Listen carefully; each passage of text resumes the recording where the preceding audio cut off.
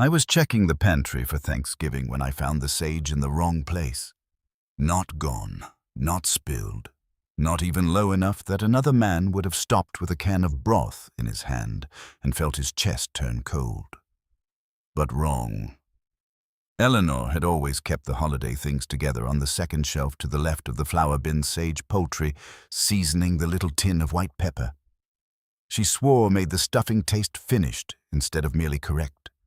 And the sage was pushed behind the canned tomatoes like somebody had used it in a hurry and put it back without knowing it mattered. I stood there with the pantry door open and the dry smell of cardboard onion skins and old wood rising around me, and had the strange immediate feeling that something in my house had just answered a question I had not asked yet. That was how it began. My name is Tom Halpern. I am 71 years old, and I have lived in the same two-story colonial on Briarwood Lane in Upper Arlington for 42 years, 20 years longer than the Maple out back, and 7 years longer than I have lived here without my wife. The house is white brick with black shutters that Eleanor used to call severe until autumn came and the climbing hydrangea browned against the porch rail and everything softened. The front hall still carries the faint lemon wax smell of her Saturday polishing. The stair runner still dips a little on the third step because Daniel used to take it too hard as a boy. The den lamp still throws the same amber pool over the end table where Eleanor would set down her reading glasses and her legal pad every November and begin making lists that turned into holidays before anybody else knew it was time. I keep the place up. That is what people say, and I suppose it is true. I change filters and drain the water heater and oil the hinges before they can complain. I know which radiator clicks first when the temperature drops and which kitchen window swells in July. Since Eleanor died, I have also become a curator of smaller things I never expected to oversee, where the napkin rings go after Christmas, which drawer still smells faintly of cinnamon sticks because she once stored them loose in a paper sack, how long to soak the silver before the water clouds. Some of it is practical, some of it is grief in respectable clothing. Most mornings, I am up before 6. I make coffee in the same blue ceramic pot Eleanor bought at a church sale in 1998 because she said ugly coffee tasted exactly the same as pretty coffee but ought not to if the world were arranged correctly. I stand at the kitchen window while the machine finishes and look at the back fence and the bird bath and whatever season is trying to get my attention. Then I sit in the den with the newspaper folded to the metro section and tell myself, as men my age have told themselves for generations, that routine is a form of strength. By November, routine turns ceremonial in my house. Thanksgiving was Eleanor's holiday. Christmas belonged more broadly to the World Lights noise obligation songs in the pharmacy before Veterans Day was fully cold, but Thanksgiving was hers. Not because she made it grand. She didn't. If anything, she distrusted grandeur in a family meal. She liked order, sequence, proportion. She said a good table should make people sit down straighter without knowing why. Her table runner for Thanksgiving was cream linen with a narrow stitched border the color of dried wheat. The candlesticks were brass old enough to have softened at the edges. The china was white with a rim so thin you only noticed it when you stacked the plates. And every year, no matter who was coming or going, no matter which child was fighting with which spouse or who was pretending not to be worried about money, the stuffing went into the same white ironstone serving bowl with the shallow crack near the rim. That bowl was on the upper shelf of the kitchen cabinet behind the soup tureen, and to the left of the glass trifle dish we used twice in 19 years, but kept anyway because Eleanor said a house ought to contain ambition. I had taken it down that morning to check the cabinet inventory and set it on the counter beside the bread box while I went to the pantry for broth. The crack caught the light in the same quiet way it always had, like a line drawn by a person who changed her mind halfway through and chose not to hide it. Eleanor used to touch that crack with her thumb before setting the bowl on the table. Not superstitiously, more like acknowledgement. I still do it sometimes. I did it that morning too. Then I opened the pantry and found the sage wrong. I did not think Daniel's name then. I did not think my dead brother's name either. I thought only the mild, embarrassed thought of a man catching himself being unsettled by spice placement in his own kitchen. You are too old for this kind of jumpiness, Tom, So I moved the sage back where it belonged, set the broth on the counter, and told myself that was the end of it. It was not.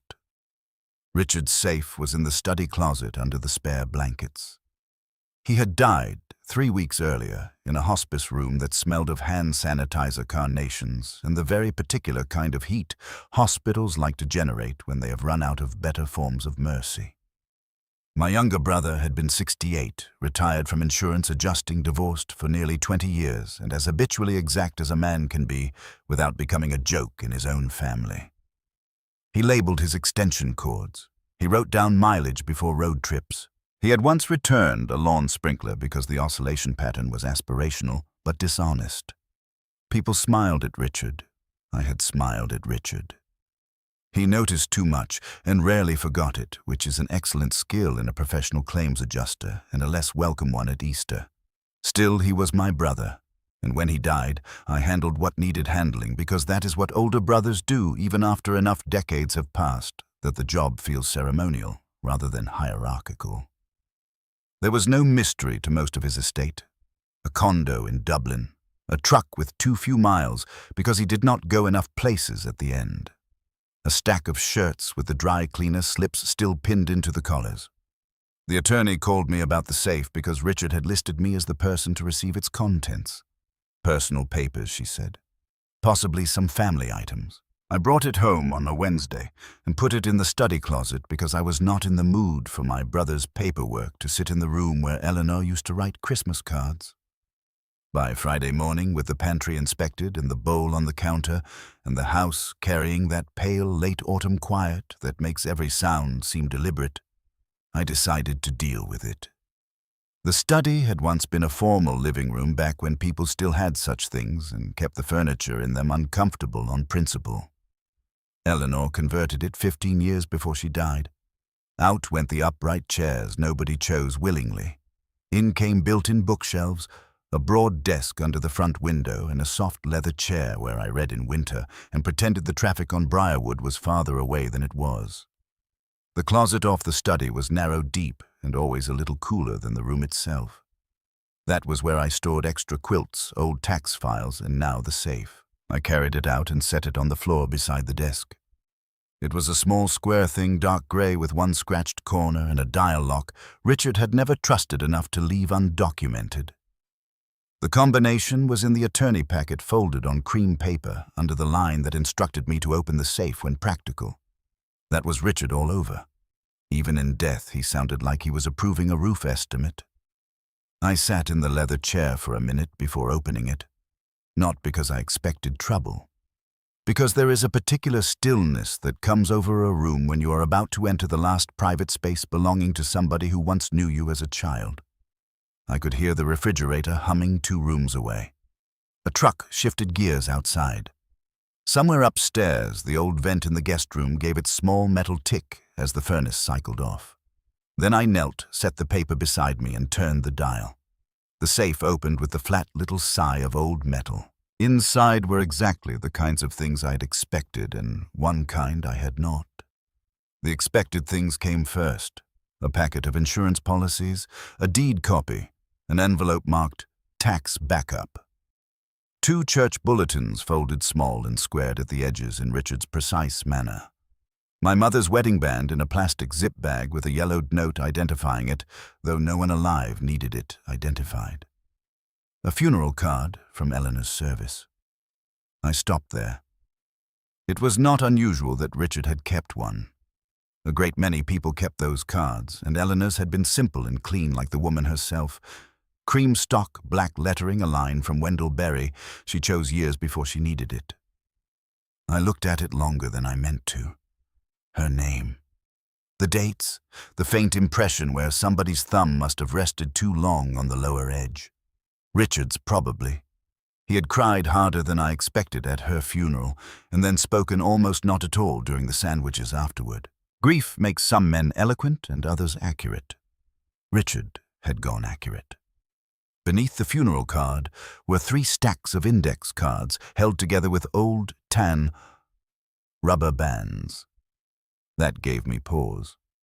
They were 4x6 office supply cards, the kind used for recipes or classroom flashcards, or the address files people keep long after addresses have ceased to matter. Richard's handwriting was on the exposed top card, blue block print, tight and square dates in the upper right corner. The bands had dried enough to leave faint amber dust on my fingers when I picked up the first stack. I sat back on my heels and read the top card. November 3rd. Watch what he repeats. That was all. I frowned at it without understanding why the hair had risen at the back of my neck. Watch what who repeats, I thought. Repeats what I looked over the rest of the visible cards. Dates, initials, short phrases. No clear heading. It was the kind of thing Richard might have kept if he were tracking blood pressure or storm damage estimates or the progress of a stubborn insurance appeal. But there was no category one could see, only the sensation that I had picked up the end of a thread from a sweater I had not known was unraveling. I set the card down and reached for the next one in the stack. November 9th, said E's line about the table telling the truth sideways. My mouth went dry. That was Eleanor's line. She used to say it every November when one of the kids asked why she insisted on real place cards for family and not just everybody's sit wherever. The table tells the truth sideways, she would say, because people will say things over potatoes they'd never say on a sofa. No one outside the family knew that line, and even inside it belonged to her enough that reading it in Richard's block print made something shift unpleasantly behind my ribs. I told myself at once that there was an explanation. Richard and Eleanor had been close enough as in-laws went. He could have been writing down old sayings, because grief does strange cataloguing work in the mind. He could have been recording things for a toast, a memory book, any number of harmless reasons. Then I pulled the third card free. November 24th. He says the same Thanksgiving prayer in both houses. I stayed very still. The room did not change. That is one of the more insulting qualities of a bad moment. The room remains itself. The shelves stay where they are. The front window keeps admitting the same flat noon light. The traffic goes by. A man kneels on the rug with his dead brother's handwriting in his hand, and the house declines to react. Both houses. I read the line again. He says the same Thanksgiving prayer in both houses. The pronoun should have made the sentence vague. Instead, it made it personal immediately. Not because Richard had named Daniel. He hadn't. But because there are only certain a brother writes to another brother with the expectation of recognition. The card was not addressed, not literally, but it had the ugly intimacy of something left for me to understand. I sat back in the leather chair and held the card in both hands. There are people who leap quickly towards scandal. I am not one of them. I have spent most of my life believing that the first story is rarely the true one, that family can look strange from the wrong angle, that half of what appears calculated is merely people trying not to drown in their own poor decisions. Even after Eleanor died, when Daniel began stepping more noticeably into holiday logistics and family scheduling, and the little competent tasks grief had made harder for me than I liked admitting, I took that as grace, not performance. He remembered dates. He knew where Eleanor kept things. He offered to bring the rolls, to handle the turkey pickup, to text his sister and the cousins and smooth what needed smoothing. That was useful. That was kind. That was my son. So I did not think he has another family. I thought Richard has written something obscure and upsetting and probably unfair. I set the card on the desk and stood up too fast. My knees barked. I went into the kitchen, poured the coffee I had not finished earlier, and drank half of it cold at the counter while looking at the bowl. The bowl looked back by remaining a bowl. White ironstone, broad and plain. A shallow crack near the rim that Eleanor always insisted was stable, and I had never trusted. She had found it at a church rummage sale in Bexley in 1987 and paid $2 for it because she said a thing used for stuffing had no business being precious enough to frighten people. Every year afterward, she mixed stale bread, sausage, celery, Sage stock eggs, salt, and black pepper in a steel roasting pan, then transferred the finished dressing into that bowl before the family sat down. Not because the steel forn was ugly, because the bowl meant the meal had crossed from kitchen work into table life. Once, not long before she got sick, I had come into the kitchen on Thanksgiving morning to find her holding the bowl in both hands and staring at it. "What's wrong?" I asked. She smiled without looking at me. "Nothing.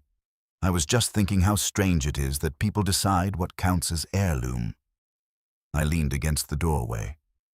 "You talking about the bowl, I'm talking about all of it." She looked up, then tired, in a way she had become increasingly practiced at disguising. "The silver your mother cared about will probably go to Claire because she'll polish it. The watch your father wore every day went to Daniel because it looks like something a son should have. And this bowl," she lifted it slightly, "will probably matter most because it learned us in the middle." I remember laughing softly because learned us sounded like Eleanor in the exact way people mean when they say somebody had a way with language and do not know how to explain the moral precision beneath it. Now, with Richard's card on the study desk and cold coffee in my hand, that memory no longer warmed the room. It unsettled it. Learned us in the middle. The phrase ran through me with a different charge, as if the bowl had not only witnessed family, but stored some pattern I had been foolish enough to think belonged only here. I put the mug down. Then I did something very ordinary, which is often how dread continues once invited in. I went back to the pantry to finish counting. It should not have mattered. Yet once the thought had entered that something in my house might have been used wrongly, every domestic fact began asking to be checked. The broth was all there. The canned pumpkin. The cranberry sauce I always bought, even though Claire made fresh and insisted canned ought to be illegal in a country that claimed to have seasons. But the sage was not the only thing off. The poultry seasoning was lower than it should have been for November. One of the 2 yellow onions in the mesh bowl on the floor had been replaced with a sweet onion Eleanor never used for stuffing because she said it went soft in the wrong emotional register. The stale bread bag in the freezer, which I had been building for next week, looked as if someone had opened it and removed a handful. I stared at that, then shut the freezer too hard. Daniel had a key. Claire had a key too.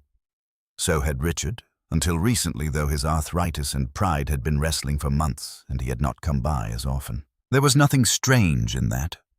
Family had keys. Family came in. Family borrowed, replaced, moved things half right and lived. Still I heard Richard's block print in my head. Watch what he repeats. My phone rang just then, startling me hard enough that the carton of broth slipped in my hand. I caught it against my chest, cursed under my breath, and glanced at the screen. "Claire," I answered. "Hey, sweetheart. Hi, Dad." "Bad time." "No. I'm in the kitchen." I figured. Her voice carried that smile I could hear even now, the one she inherited from Eleanor, rather than me. "I wanted to see if you'd already started doing inventory, like a man preparing for wartime." "I am not preparing for wartime. You absolutely are." "Are you counting onions?" I looked at the mesh bowl on the floor. "I'm counting responsibly." That's what I said. She was at her office in Worthington, I knew. Claire worked as a project manager for an architecture firm and had developed over the years a tone that could slide seamlessly between construction deadlines and family diplomacy. It made her good at her job and occasionally harder to read as a daughter than Daniel, who tended to come at life with warmth you could recognize from across a room. "We still on for next Thursday?" I asked. "Of course. Ben's taking the kids to his mom's for dessert after, but we'll be there for lunch." "Fine." There was a tiny pause. "Daniel texted this morning." I kept my face still, though no one could see it. "Did he?" "Yeah. Menu stuff. Asking if you wanted him to pick up the rolls from Schneider's because they sell out." "That's useful." Another pause, smaller this time. Claire could never quite decide how much weight to put on Daniel's usefulness. None of us could, perhaps. Then she said lightly, "You know he's always a little spooky around the holidays."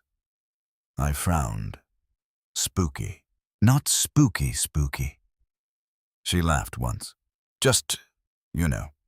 He gets into it in a way that's almost too smooth, like he's doing Mom in surround sound. I leaned against the counter. What does that mean? It means he remembers every tiny thing she said. More than I do sometimes. Claire's voice softened. Maybe more than you do, Dad. There was no cruelty in that, which made it sting more. Your mother said plenty, I replied. I know. I looked at the bowl. What brought this on, I don't know. You said inventory, and I thought about him asking me last year whether Mom used the wheat runner before or after the turkey came out. And it was such a weirdly specific question. That's all. It's not strange to remember things. No, it's not. Another pause. I'm just saying sometimes he sounds almost too much like her. The kitchen went quiet around me. Claire, who could hear silence as a form of weather, changed her tone at once. Anyway, forget I said that. I'll bring the cranberry relish. Do you need me to grab anything this weekend? No, I said. I'm all right. You sure? Yes. All right. Love you. Love you too. I hung up and stood there for a long moment with the phone in my hand. Almost too much like her. A daughter says that and means little by it, perhaps. Or means more than she knows. Either way, it lands where it lands. I went back to the study. The safe remained open on the rug like a small, ugly mouth. I should have closed it and waited. I should have called the attorney or put the cards away or gone outside and raked leaves until my body wore out the wrongness in my head. Instead, I sat down at the desk and resumed sorting. The second stack of cards was more of the same, dates, abbreviations, clipped notes that seemed at first disconnected and then gradually less so. December 2nd. Used the phrase about good paper feeling touched on purpose. December 14th. Knew where she kept extra pie weights. January 7th. Said your mother never trusted glossy fruit. Each line was like catching a familiar coat on an exposed nail, small, irritating, then suddenly tearing. The phrase about good paper belonged to Eleanor's place cards. She bought cream linen stock in bulk because she said a table ought to begin with paper that felt like somebody had touched it on purpose. The pie weights were in an old mason jar behind the flour. Glossy fruit was a standing joke from one Christmas when a supermarket tray of polished pears looked to her, in her words, like produce from an anxious planet. These were not family cliches. They were Eleanor's private domestic language. The sort of things that collect around one capable woman over 40 years and become, without anyone deciding it formally, part of the weather inside a house. I felt anger then, but it had nowhere clean to go. Not yet. Anger needs a shape. All I had were notes. Halfway through the second stack, an envelope slid loose from between two cards and dropped to the desk blotter. It was not sealed. Inside was a receipt. I took it out slowly. Porter. Antiques and Housewares. Grandview Heights. Paid by card. 1 white ironstone serving bowl.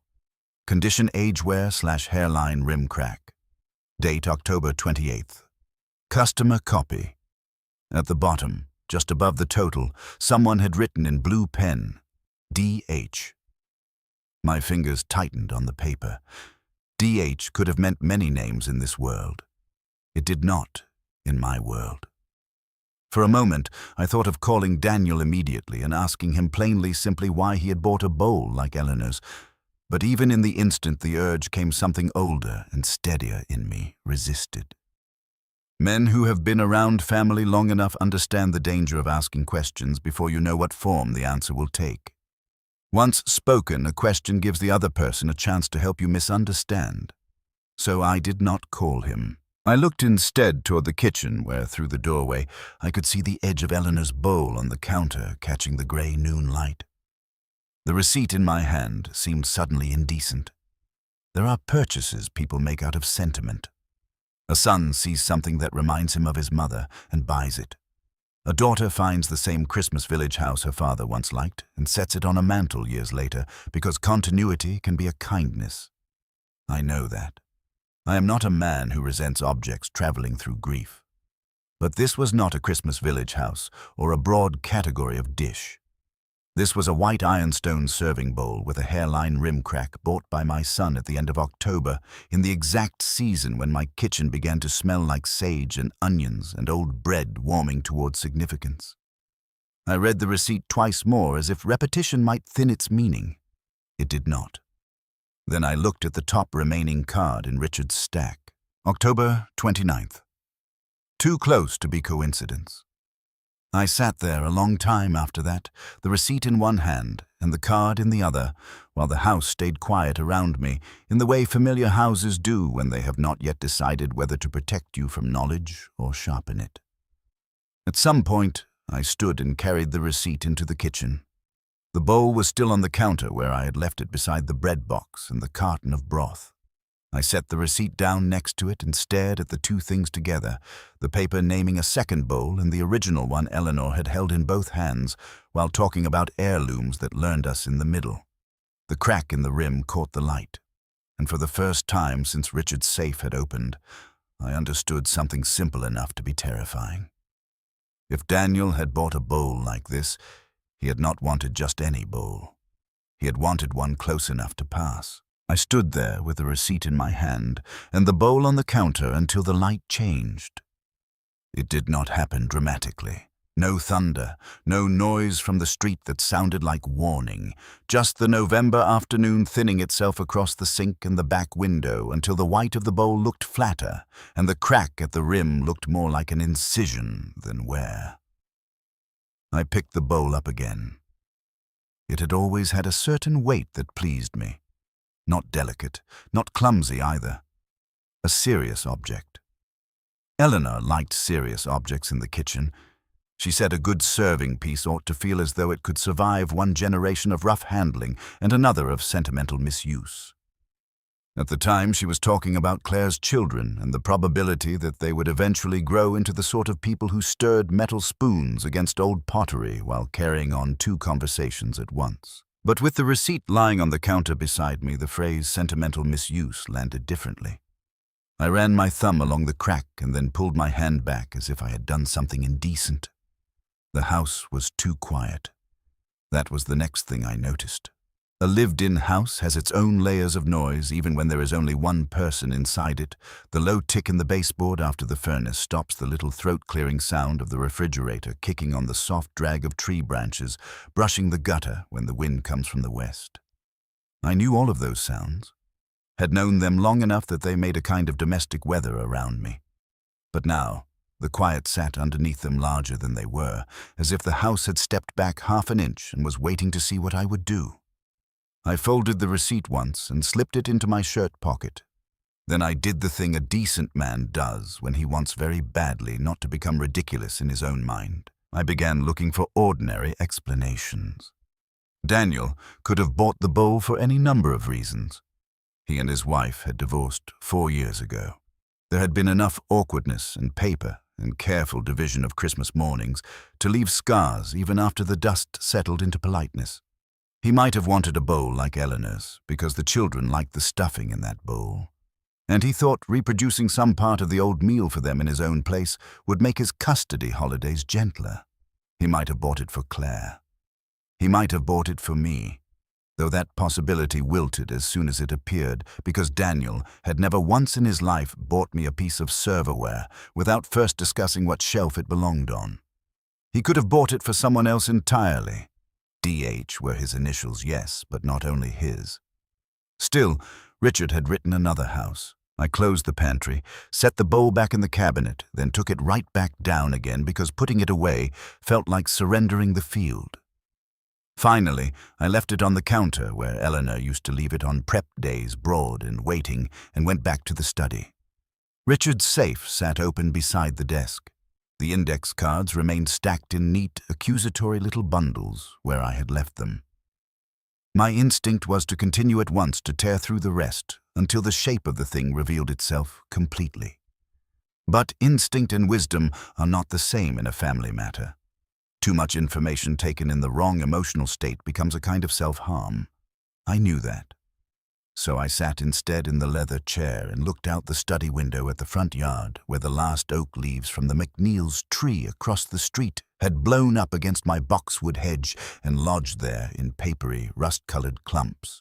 When I was a younger man before marriage had taught me that half of stability is simply returning to the same tasks without complaint, I used to think revelation happened in one clean moment. A man opened a letter, heard a sentence, saw a face in the wrong place. The world split, then he acted. But age cures you of that fiction. The world rarely splits cleanly. It goes wrong by degrees. A detail catches where it should slide. Something private appears one place too many. The familiar begins to duplicate itself. You tell yourself there is a reason, then another, then a third, until one day you realize you have been living not in ignorance exactly, but in a corridor of postponements. By 4 o'clock, I had postponed enough. I carried the safe contents to the desk, stacked the cards by date, and made myself go through them methodically. Most of the notes were too small to interpret alone. Times, a shorthand initial I did not understand. Phrases Richard had no business knowing unless he had heard them somewhere. Not elegant lines, either. Eleanor was not that kind of woman. She had a gift for exactness, not performance. What disturbed me was precisely that these were the small sayings that belong only to a family because no outsider would ever think to care about them.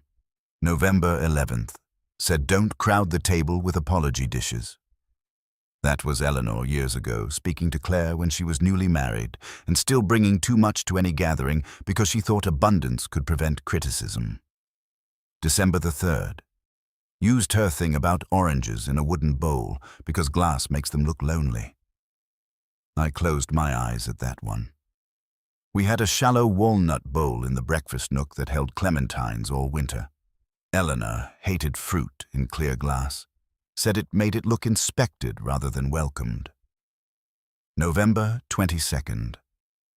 Asked if place cards were on linen stock. I kept reading. November 24th, he said the prayer before serving, not after. November 24th. Same pause after grateful. November the 24th. Children seated in mirror order. There it was. Not drama. Sequence. Richard had not been writing down suspicions. He had been recording repetitions. I leaned back in the chair and let the cards rest loosely in my hand.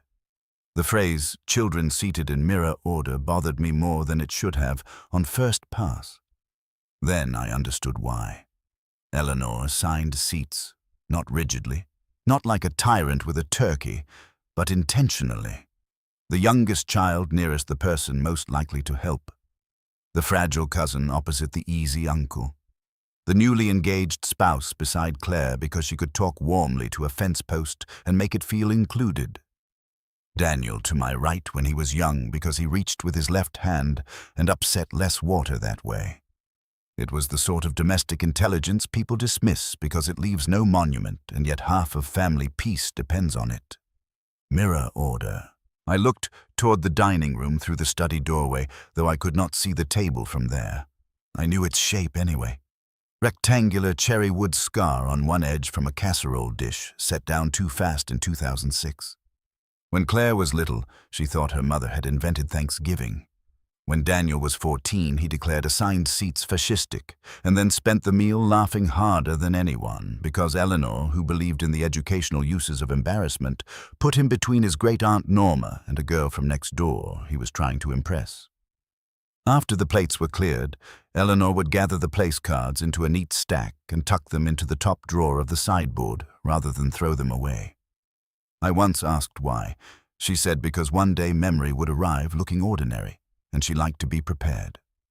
I had laughed then. Now my mouth tasted stale. I set the cards down and went into the dining room. The room was cooler than the kitchen, as it always was by late afternoon. The table stood bare except for the runner still folded over the back of one chair from when I had aired it out the week before.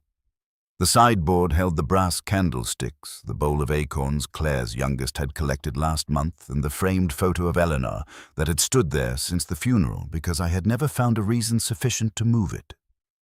In the photo, she was 58 in a navy dress at Claire's rehearsal dinner, one hand lifted as if she had just corrected someone politely. I opened the sideboard drawer. The place cards were there, rubber-banded in stacks exactly where she had always put them. I took out the top bundle and carried it to the table. Cream linen stock, edges slightly softened with years. Eleanor's handwriting on the older ones, then Claire's a time or two, then Daniel's in later years when he began helping set up before people arrived. I sorted backward. Thanksgivings, Christmases, Easters. One card from a birthday dinner I had forgotten until the sight of it brought back the menu whole. Halfway through the Thanksgiving stack, one blank card slipped free and floated to the table. I turned it over. At first, I saw nothing.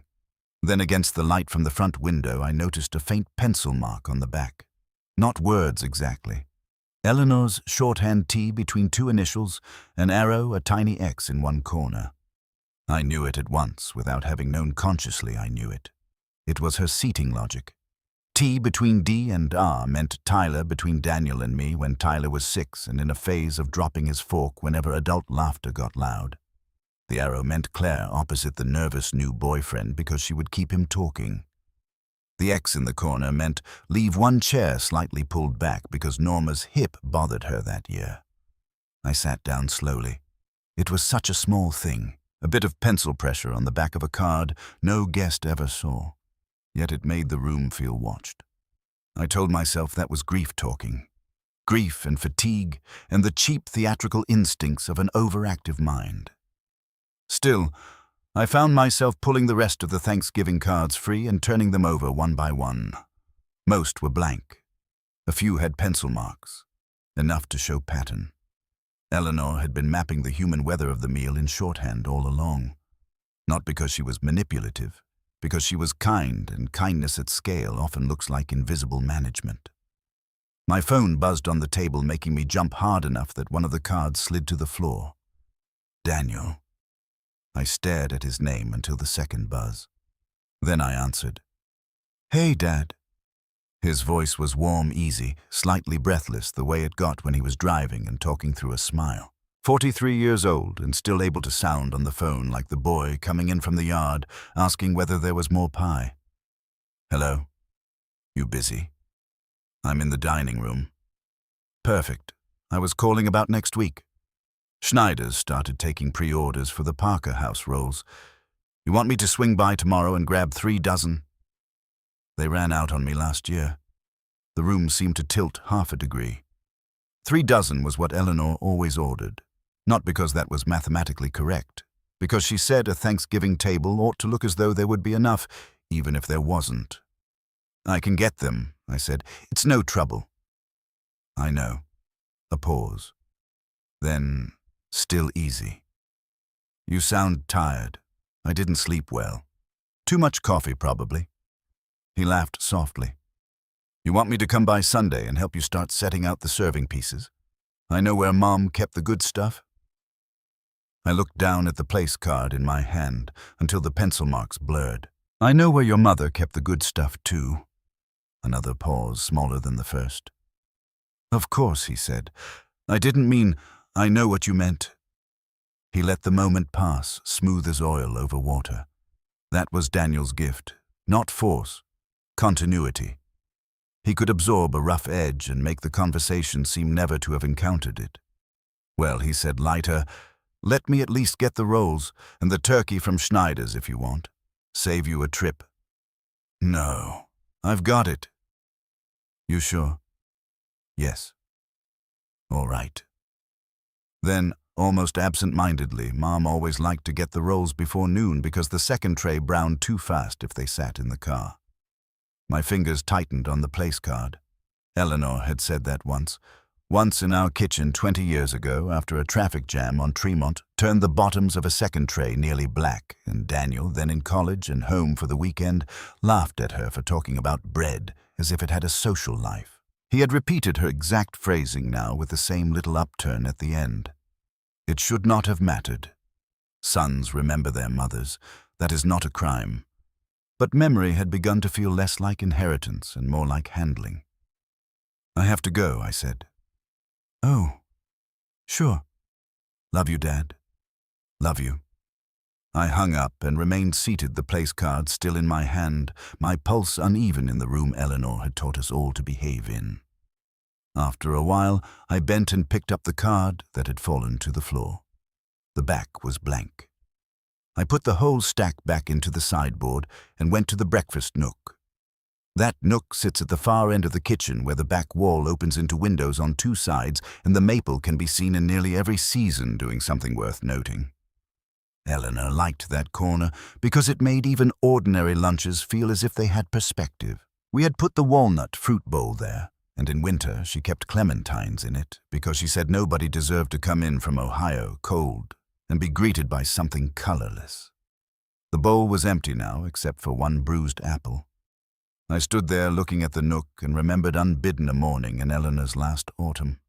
She was thinner than she allowed herself to admit, and wrapped in the gray cardigan Claire hated because it made her look, Claire said, like a substitute librarian in a movie where everyone learns humility. Daniel had come early that day. Too early, I remember thinking. He arrived with coffee and muffins and stood at the stove scrambling eggs, while Eleanor sat at the nook with her legal pad and the bowl of clementines in front of her. At the time, the scene had comforted me. Our son taking over breakfast, Eleanor smiling at him over the rim of her mug, the house holding. I had stood in the doorway and felt for one rare minute that maybe we would not splinter after all. Now the memory changed shape under my gaze. Not because anything in it was objectively wrong. That was the cruelty of it. Nothing. Daniel had broken eggs into a bowl, salted them too heavily the way he always did, and teased his mother about her handwriting. She had asked him to take over Thanksgiving if I'm worn out by then, and he had said gently and without fuss, "Of course." I remembered the word now because I could hear its confidence. Not willingness. Fluency. At the time, I had thought what a comfort my son knows how to do this. Standing in the breakfast nook, I thought instead, when did he become so sure he should the apple in the walnut bowl had one soft brown place on its side? I threw it out, then stood with the open trash can longer than necessary, listening to the rustle of the plastic liner settle. The next morning, I drove to Grandview Heights. Porter Antiques and Housewares sat on a side street off First Avenue between a framing shop and a dry cleaner. Its front windows crowded with transferware platters, old brass lamps, and the sort of side tables nobody buys until they suddenly need one desperately after a death or divorce. I had been there once with Eleanor years ago when she was hunting for replacement teaspoons in a pattern already old enough to be called impossible. The bell over the door still gave the same brittle, tinny ring when I entered. The shop smelled of furniture polish, old paper, and that faint, dusty sweetness antique stores have when wood has been shut up with itself a long time. A woman in a rust-colored sweater looked up from behind the counter. She was in her early 60s maybe, with cropped silver hair and reading glasses hanging on a beaded cord. Her face had the plain, alert kindness of someone who had spent years watching people lay private significance onto objects and had learned not to disturb them unless necessary. "Can I help you?" "I'm not sure yet," I said. She smiled. "That's the right spirit for this place." I moved slowly through the first room, not wanting to seem as if I had come with a single purpose sharp enough to cut through politeness. Transferware crocks, ironstone boxes of old silver plate sorted by type. In the back room, a shelf held white serving bowls in several sizes. Not Eleanor's. Not close. Still, my chest tightened. The woman came around the counter after a minute. "Looking for anything in particular?" "I had a question about a receipt," I said. "From October." She extended her hand. "Janice Porter. Tom Halpern." I gave her the folded receipt. She put on the glasses and studied it. Her expression changed almost imperceptibly. Not recognition exactly, more like a drawer in her mind sliding open. "Yes," she said after a moment. "I remember this piece." I kept my face neutral. "Do you?" "It wasn't here long. White ironstone doesn't stay, especially not larger bowls." She glanced toward the shelf behind me. "People like the look of use. Do you remember who bought it?" Her eyes came back to mine over the top of the receipt. That depends on why you're asking. Fair enough.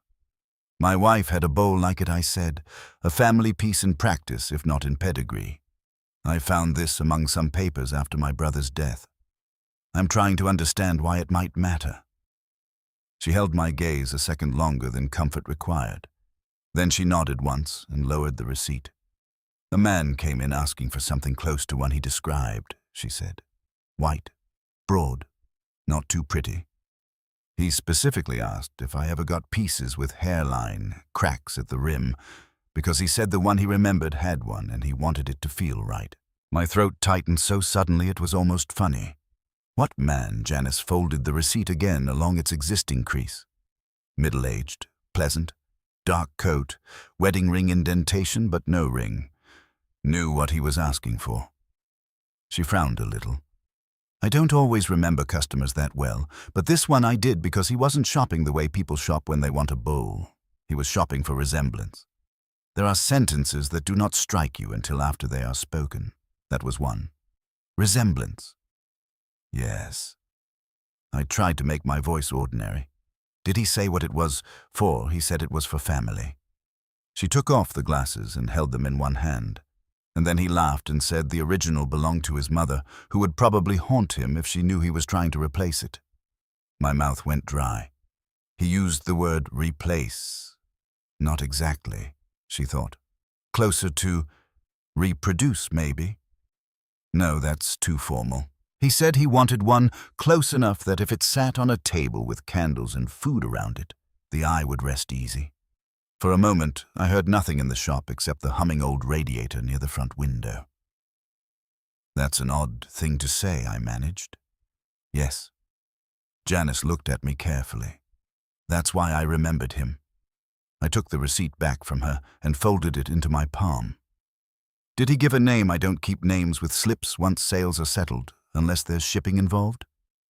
A pause. I'm sorry. I nodded.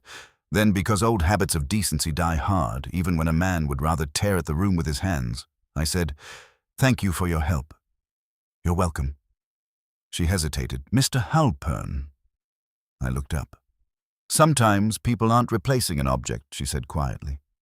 Sometimes they're trying to borrow the feeling that used to gather around it. I did not answer because there was nothing useful to say to that. I left the shop with the bell jangling too brightly behind me and stood on the sidewalk in the weak, cold sunlight, feeling absurdly as if I had just walked out of a church where someone had misquoted the liturgy in a way only I had noticed. I did not drive straight home. Instead, I circled Grandview, once crossed into Upper Arlington by way of Lane, and parked outside St. Matthew's Episcopal where Eleanor's memorial service had been held. I sat there for perhaps 10 minutes, hands on the wheel, watching a groundskeeper drag a hose across the side lawn. It was not prayer exactly that brought me there. More a need to be in sight of a building where my wife's name had once been spoken publicly and rightly. The first Thanksgiving after Eleanor died came back to me there with a force that made me shut my eyes. I had not wanted to host. That had been my position from the beginning. Claire said canceling would make the loss larger. Daniel said we should do it exactly as Mom would have wanted, because otherwise the first year would teach everyone the wrong lesson. I remember the phrase now and wish I did not. At the time, it sounded loving, practical, brave in the way people praise bravery, when what they really mean is efficiency in the face of discomfort. I had stood in this very parking lot 2 months after the funeral after meeting with the rector about some small memorial donation Eleanor had intended to make. And Daniel had come up beside me with his coat collar turned up against the wind. We should still have Thanksgiving, he said. I don't know if I can. You don't have to do all of it. His voice had been quiet, warm, so exactly pitched to my weakness that I had mistaken it for pure kindness. We could do some version, I said. No, he replied, and smiled that soft, competent smile of his. We do her version. Otherwise, it turns into grief casserole and people leave thinking we collapsed. I had laughed because grief casserole sounded like the kind of phrase Claire would use, and because he was right about people, at least superficially. Families do tend to remember the first post-loss holiday as a report card on survival. I see that now. At the time, I heard only loyalty. Now, parked outside the church with Janice Porter's words still moving through me like something poisonous and delayed, I heard something else underneath the memory. Not just willingness, ownership. We do her version. The distinction between stewardship and possession is narrow until the wrong person crosses it. By the time I got home, the sky had gone that pale pewter color Ohio does so well in late November, making every white house on the block look both cleaner and sadder than it is. Claire's car was in my driveway. That startled me. She had not said she was coming. I found her in the kitchen standing at the counter beside Eleanor's bowl. She looked up immediately, and whatever she saw in my face made her own alter. "Dad, what are you doing here?" She glanced at the bowl and then back at me. "You sounded off yesterday. I had a site visit cancel. I thought I'd bring lunch." There was a paper bag from Katzinger's on the table. The smell of pastrami and rye was warm in the room wrong for Thanksgiving season and weirdly welcome. Claire had also brought 2 clementines, which she had set in the walnut bowl at the breakfast nook without comment. I took off my coat. "You didn't have to." "I know." She hesitated. "Did something happen?" I should have lied, perhaps. Said I was tired, said Richard's papers were dreary, but there is only so much of that a daughter will believe from a man who has spent her whole life using silence as a form of weather management. So I said I found something in Richard's safe. Claire did not move. "What kind of something?" "Sit down." We sat at the breakfast table with the sandwiches between us and the bowl on the counter behind Claire's shoulder. I told her only part of it at first.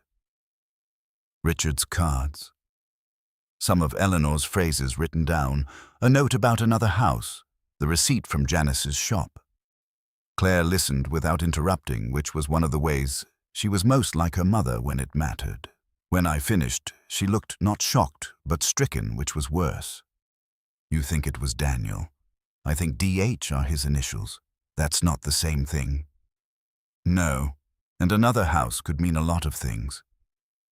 "Yes." She looked down at her hands around the paper napkin. Her wedding ring flashed once under the kitchen light and then disappeared when she turned her hand inward. "Have you talked to him?" "No." "Good." The word came out quickly enough that I noticed it. Why good Claire pressed her thumbnail against the side of her cup. A nervous habit. Because if this is some weird misunderstanding, he'll smooth it over before you know what you actually know. Something cold moved through me. "That's an interesting thing to say about your brother." She closed her eyes briefly. "I know." I waited. The house seemed to wait too. The refrigerator clicked on. A school bus hissed to a stop 2 streets over. Somewhere upstairs, the guest room vent gave its little metallic settling sound. Finally, Claire spoke so quietly, I almost missed the first sentence. "There was one time," she said, "last year." "What time?" "At Daniel's. On that weekend, he had the kids after Thanksgiving." She swallowed. "Ben and I dropped off the board game Ellie forgot in the car." "Go on." "He asked us in for cider." "Just for a minute." She kept her eyes on the table.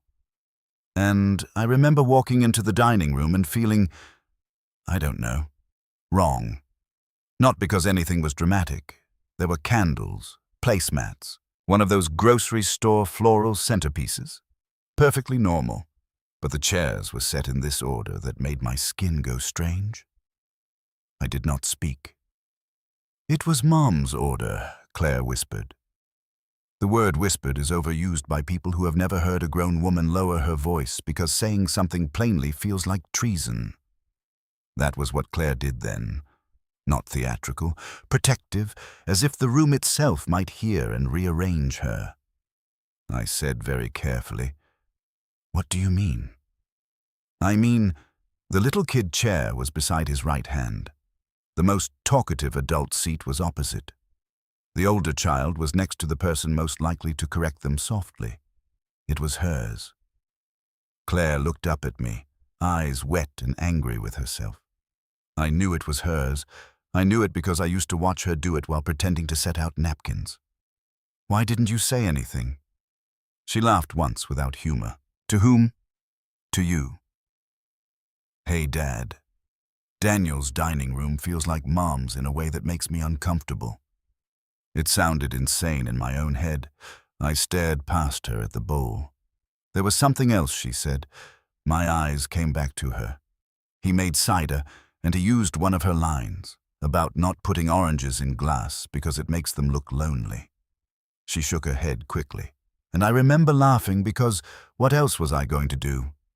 But on the drive home I thought, that's too exact. That's not just memory. That's placement. The room had gone very still. Why are you telling me now? Because you asked me yesterday if it was strange to remember things. She drew a breath. And because I think I've been confusing discomfort with disloyalty, neither of us touched the sandwiches. Do you think he has another family? I asked. Claire's face changed. There it was again, that bruised, careful intelligence Eleanor carried whenever truth and mercy stood too close together to separate easily. I think she said slowly that if he does, it isn't going to feel like some affair from television. It's going to feel like Daniel. It's going to feel organized, like something he told himself was reasonable one step at a time. That's not an answer. It's the only one I have. I got up and went to the counter. Not because I meant to, because sitting had become impossible. Eleanor's bowl was where I had left it. White, plain, familiar. And now, thanks to Janice and Claire and Richard's ugly little cards, no longer a passive object in my kitchen, but the possible source of a copied arrangement elsewhere. I put my hand on the counter and looked out the back window. The maple was nearly bare now. The yard beyond it held the weak, flat color of grass, too cold to decide whether to grow or give up. A squirrel moved along the fence and vanished into the juniper at the corner. The ordinariness of that view was almost offensive. Behind me, Claire said, "Dad." I did not turn. I think you need to talk to someone who knew what Mom was worried about at the end. That made me face her. What do you mean, worried? Claire shook her head quickly. I don't know if worried is the right word, but there were things she asked me about that didn't make sense then. What things? Not big things. Just... She pressed her palm flat against the table as if steadying something. One day, maybe 6 months before she died, she asked me whether people can take family things and make them mean something else if they use them long enough. I felt the air leave my lungs. And what did you say? I said only if the family lets them. Claire's eyes filled. I thought we were talking about whether Ellie would ruin the silver. Neither of us moved for a second after that. Then she said Miriam might know more. Miriam Foster. Claire nodded. Miriam had handled Eleanor's estate documents, the updated ones made after the diagnosis, when insurance deed language and practical end-of-life reality came marching through our front hall in leather folders and calm voices. I had liked her because she had the decency not to sound therapeutic while people were trying to decide where to put their signatures in relation to death. I'll call her, Claire said. No. Dad. I'll do it. She looked at me a moment and then nodded. After she left, I did not eat. I wrapped the sandwiches and set them in the refrigerator. The kitchen had begun to feel wrong in layers now, not haunted. That would have been easier in a childish way. No, it felt overused, as though every drawer and shelf had become capable of carrying two meanings at once. I opened the upper cabinet and looked at the space where the bowl usually sat. Then I looked at the bowl itself on the counter. Then, without fully deciding to, I opened the lower drawer beside the stove where Eleanor kept her recipe cards. The box was still there. Tin cream-colored with painted blue flowers, faded almost white on one side from years near the window in the old house before we moved here. Eleanor's recipes were in categories divided by tabs written in her hand. Supper company Christmas breads. Miscellaneous. Thanksgiving had no tab, because Thanksgiving, according to Eleanor, was not a category, but an occupation. I flipped through until I found the stuffing card. stale bread, pork sausage, onion, celery, sage, thyme, stock, eggs. Nothing surprising, but midway down the left side in the margin was a note in pencil. D says more sage. Wrong. Don't let him bully the bowl. I stared at the note until the words steadied enough to mean what they meant. D says more sage.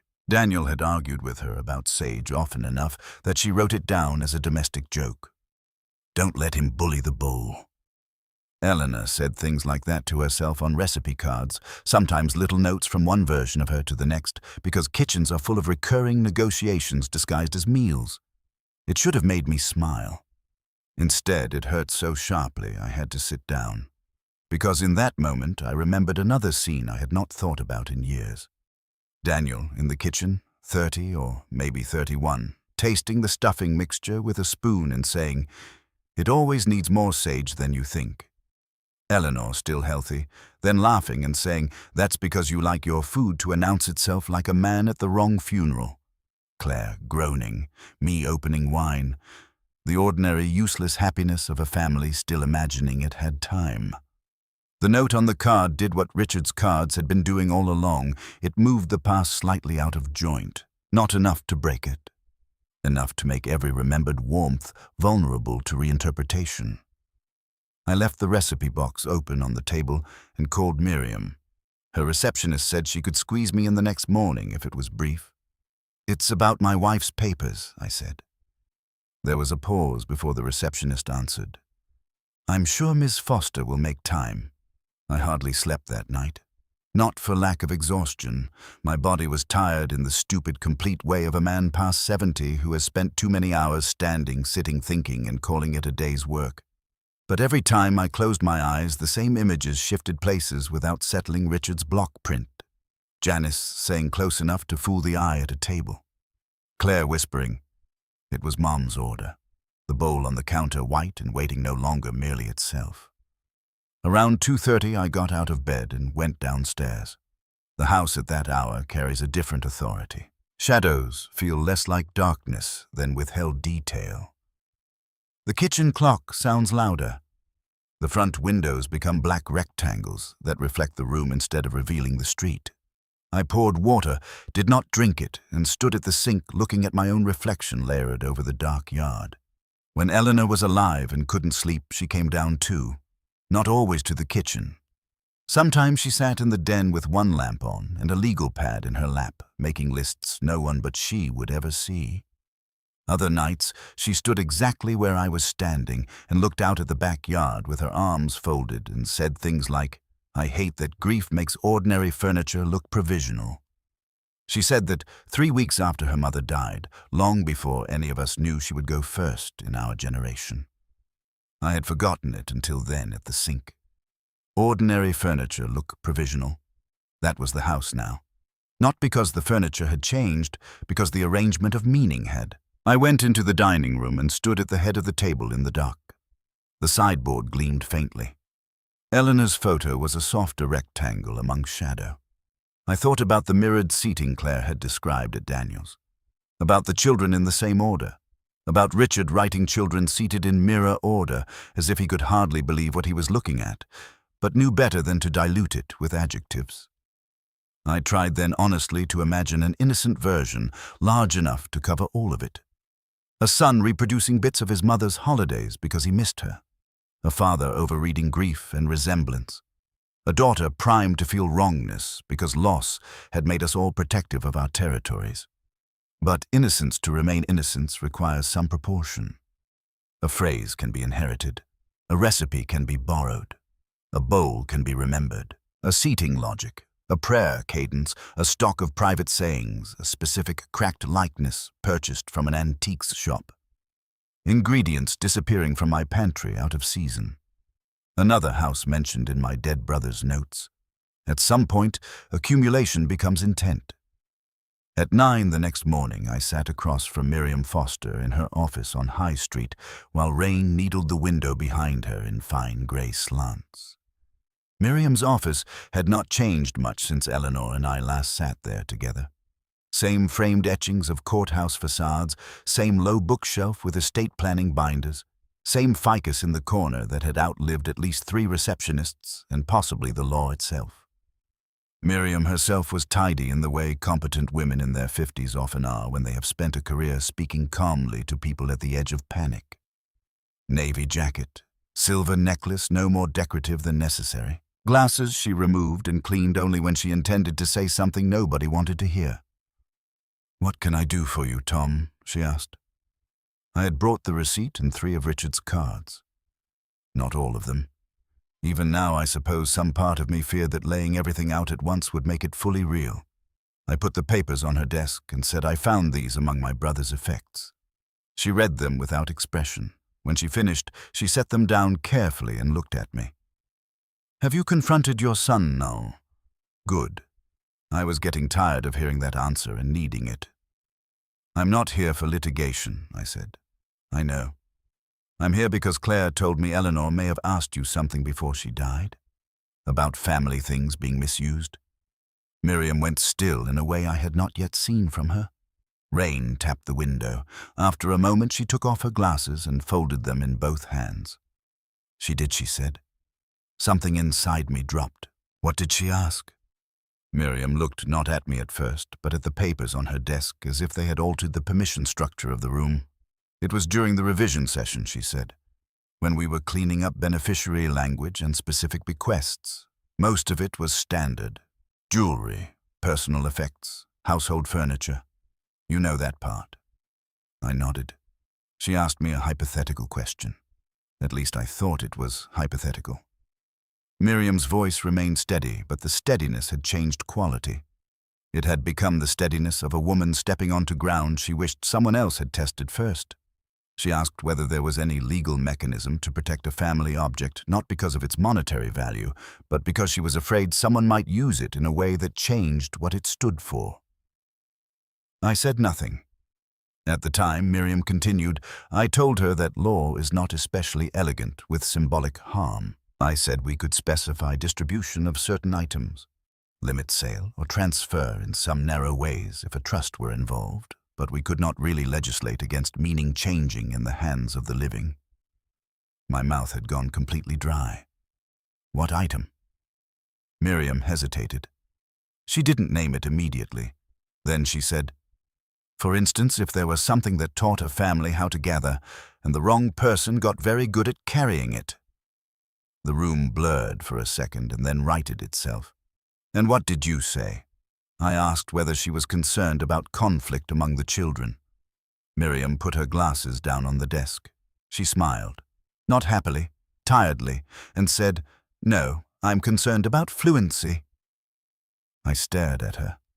Fluency? Yes. The word entered me like cold. Miriam folded her hands. I did not understand her fully.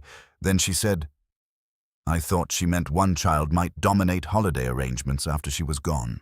I suggested assigning certain heirloom household pieces specifically if it mattered to her.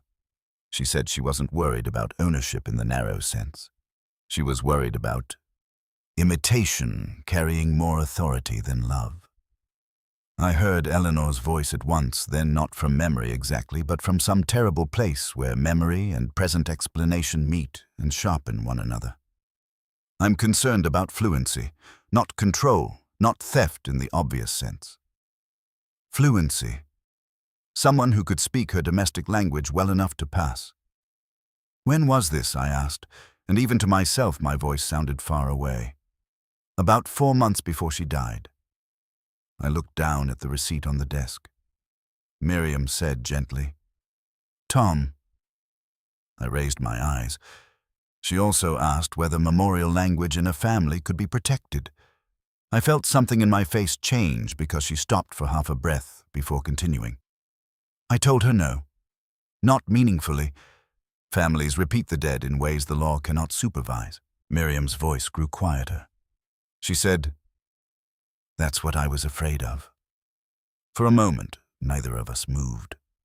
I had come into her office with suspicion, with paper, with the sickening but still deniable sense that my son might have bought a bowl like Eleanor's and repeated phrases that did not belong anywhere else. I had not come prepared to hear that Eleanor herself had felt the shape of the danger without being able to name it. Plainly had worried not about property, but about the wrong person becoming fluent in her absence. That was the major shift. Not proof yet, not the whole body of it, but the collapse of the belief I had been clinging to since Richard's key had opened, that whatever was happening, Eleanor had died inside a family whose continuity, however imperfect, was fundamentally honest. She had not. Or, rather worse, she had sensed that honesty and performance were drawing too close together and had mistaken tiredness for solvability. She had seen the edge of something and lacked the strength, time, or certainty to drag it into daylight. I sat there in Miriam Foster's office while rain tapped at the window and understood that my old belief was gone. Eleanor had felt something wrong, and she had not known how to stop it. I sat in Miriam Foster's office long enough after she finished speaking that the rain changed tempo on the window. Not heavier, just finer, more deliberate, as if the weather had drawn closer to the glass to hear whether I would say anything useful. I did not. There are shocks that produce language, and shocks that empty the room of it. This was the second kind. Miriam let the silence stand. She was good at that. Good enough, I suspect, to know when words would only give a man places to hide. Finally, I said, "Why didn't she tell me?"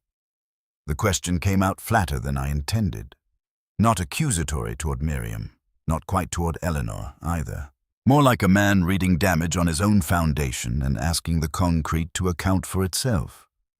Miriam folded her hands on the desk. "I can only tell you what I saw." She seemed embarrassed by the question, not of the question itself, of what it implied she might be noticing. I looked at the receipt again. The ironstone bowl, white, hairline rim crack, paid by card, customer copy, DH. She trusted him, I said. Miriam did not answer right away. She trusted that he was trying, she said at last. That's not always the same thing. I gave a short laugh that had no humor in it. No, I said. It isn't. The trouble with late truth is that it rearranges even the memories you use to defend the dead from complexity. I had spent 7 years keeping Eleanor in my head, the way widowers often do when they are trying to remain loyal, without becoming sentimental fools, capable, warm, dryly. Funny occasionally, tired, never theatrical, never confused about what she saw in the room. Now I had to make space for something harder. She had seen enough to worry and not enough to speak plainly. Or worse, she had seen enough and decided I was already carrying too much of her dying to be handed suspicion as well. I said, "Did she name Daniel Noam? Did she describe anything specific?" Miriam considered that. "Not in the way you want." She spoke around it. She said one person in the family was becoming very fluent in her domestic language, and that sometimes imitation can outrun affection if no one checks it.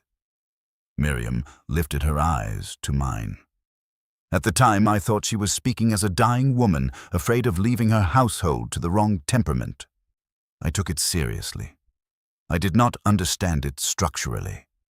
The word landed hard. Structurally. That was what this had become, whether I liked it or not. Not a son's over-attachment, not a few inherited phrases spoken too often, a structure, another house, another arrangement, another set of routines running on borrowed instructions. I put both hands flat on my knees because I had the absurd sensation that I might stand up too fast and knock over her desk lamp, the legal pad, the whole careful office where people came to reduce death into categories and signatures. "What can be confirmed?" I asked without making noise too early. That changed something in Miriam's face. Not softened it, sharpened it. "That depends on what you think you're dealing with." I think I said that my son has been running another household with enough of my wife in it to make me sick. Miriam nodded once, as if that were a sentence she could work with. "Then you do not confront him until you know the shape of the thing," she said. "If his strength is social fluency, you avoid giving him a private room to reinterpret himself in. You verify what can be verified from outside. School records if you have children involved.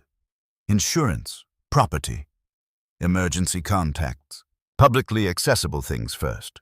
Then you decide whether the problem is moral, legal, or both." "Moral," I said at once. Of course, she said, but moral problems survive best when they are pinned to facts. I sat with that for a moment. Can school records be accessed? Not broadly, but enough can often be confirmed if you have partial information. A legitimate family concern and someone on the other end with judgment.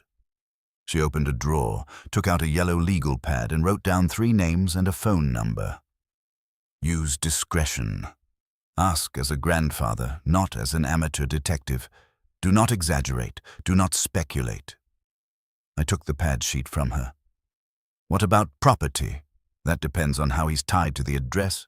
If he's co-signed, insured receiving mail, or listed in some public way, there may be a trail. Some of it will cost money to retrieve formally. Some won't. A pause. Tom. I looked up. If you find what you think you're going to find, do not let yourself be rushed into protecting appearances at the expense of sequence. Men in your position often do that. They try to preserve the family image while privately absorbing the damage. All that does is keep the most fluent person in control. For the first time that morning, I felt something cleaner than hurt move through me. Not strength yet, not even anger, properly speaking. Something narrower. A line. I'm not interested in appearances, I said. No. Miriam replied, and this time her voice carried the gentlest possible doubt. You are interested in dignity. Be careful not to confuse the two. When I left her office, the rain had thinned to a gray mist that sat on the street like breath on glass. I stood under the awning for a minute, reading the names she had written. A registrar at a private elementary school in Dublin. A title clerk she trusted at the county office. An insurance contact who had once helped untangle beneficiary confusion after a death and knew how to say only what could be said. I folded the paper and put it in my wallet. On the drive home, I did not turn on the radio. Upper Arlington looked exactly as it always does in the rain. Broad lawns, dulled to olive brick facades darkened by damp bare branches, black against a sky too pale to deserve the word sky. Children in oversized hoodies hunched at bus stops.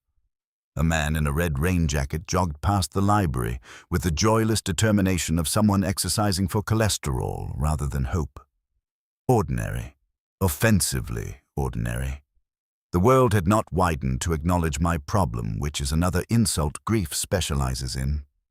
The house felt different the minute I stepped inside. Not because anything had been moved, because now. I knew Eleanor had once stood somewhere under this roof and worried not that the house would be abandoned after her death, but that the wrong person might learn to speak it too well. I hung my coat in the front hall and stood for a moment listening. The furnace came on. The refrigerator answered. From upstairs, the guest room vent gave its little settling pop. Same house, same sounds. Yet each one now seemed to occur inside a set, as though the ordinary noises had become stage effects for a play I no longer trusted.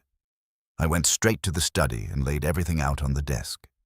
Richard's cards in date order, the antique receipt, the copied prayer line, the notes about place cards and oranges and apology dishes, the stuffing recipe card with Eleanor's penciled note about Daniel and Sage, Miriam's names and numbers on the yellow sheet. I added one of the blank place card templates from the dining room and set it beside the photograph of Eleanor from the sideboard, though I did not entirely know why.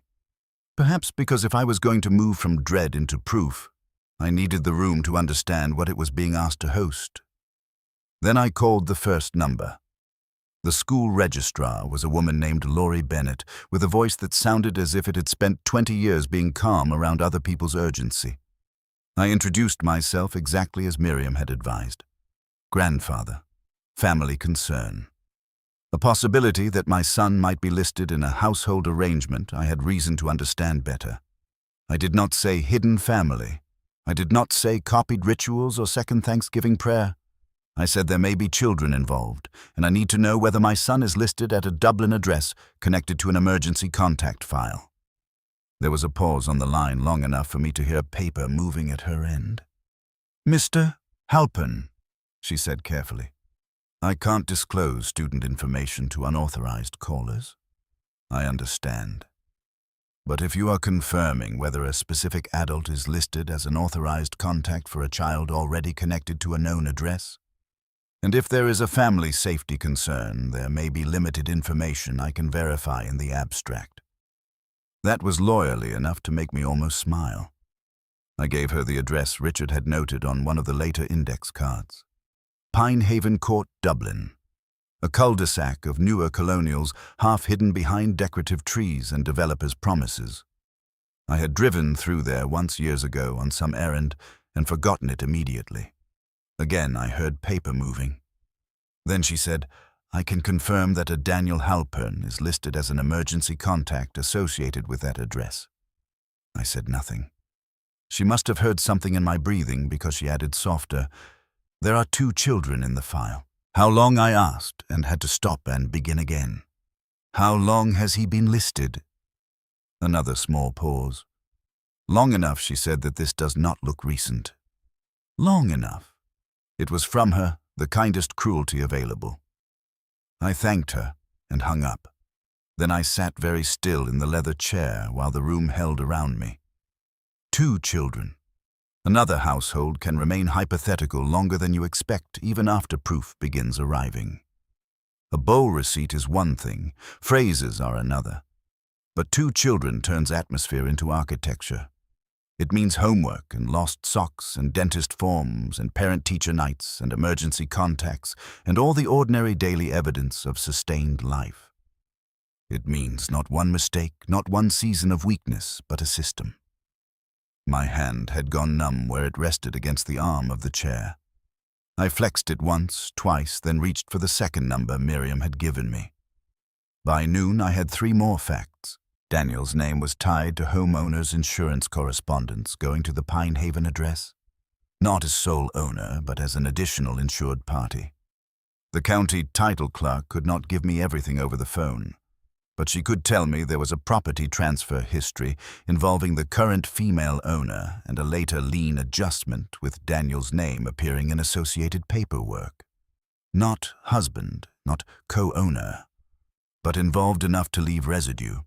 The insurance contact confirmed without violating anything she shouldn't that in family systems where one adult is frequently present and participating in care carriers often insist on that adult being listed. Participating in care. The language of institutions is sometimes too bloodless to survive contact with a kitchen.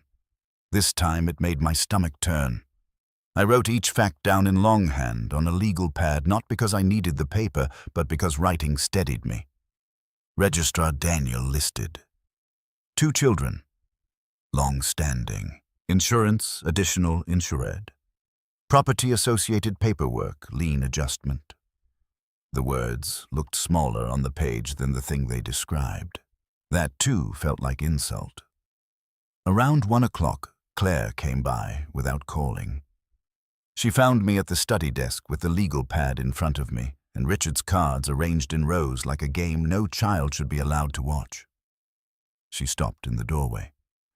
You've moved from spiraling to office supplies. I looked up. I've made calls. Her face changed. What did you find? I told her. Not dramatically. No point. I gave her the facts in the same order I'd written them, the way one tells a physician where the pain started and where it moved. By the end, she was sitting on the edge of the sofa under the study window with both hands clasped between her knees. 2 children, she said softly. Yes. She stared at the rug. When she spoke again, her voice had gone thin in that dangerous way people's voices do when emotion is trying to pass itself off as practicality and not quite succeeding. Do you know her name? Not yet. Do you want to? I considered that. No, I said. I want to know the shape first. Claire let out a slow breath.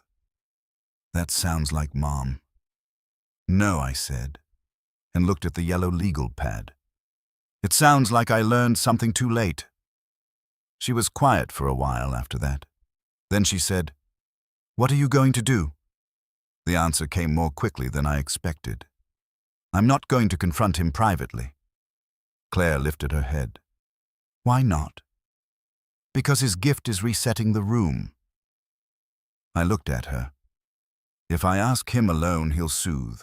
Explain, minimize, turn my shock into overreaction, and by the end I'll be the grieving old man misreading normal acts of care. That's cynical.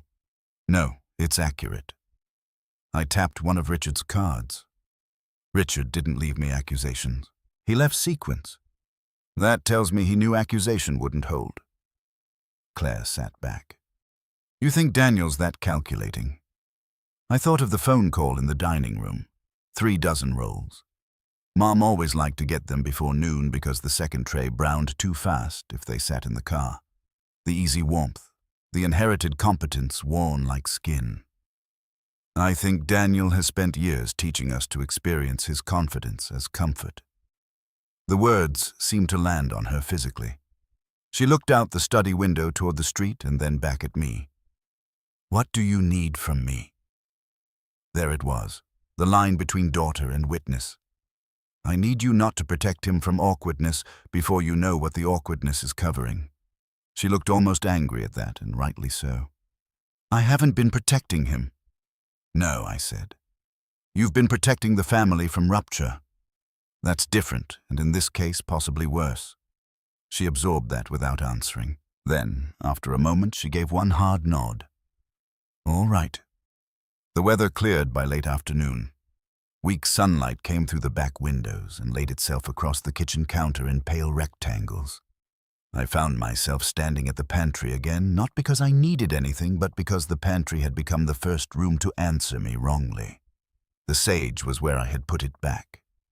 The poultry seasoning still low, the onions arranged in their mesh bowl like evidence no one had yet bothered to deny. On the freezer shelf, the stale bread bag looked thinner than it should have.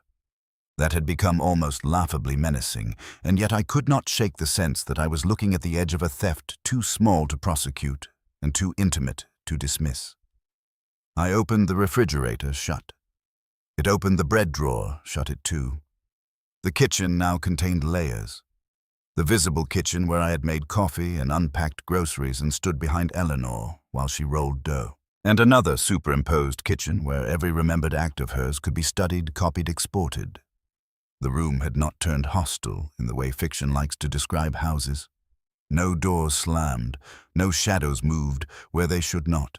It was worse than that. It had turned cooperative with the wrong memory. At 6, Daniel texted, "Want me to stop by tomorrow after work and help you pull out the holiday linens?" I stared at the screen until the words blurred. Then I typed, "No need. I've got it handled." 3 dots appeared, vanished, appeared again. You sure Mom always liked to air the wheat runner 2 weeks out? I could hear him saying it.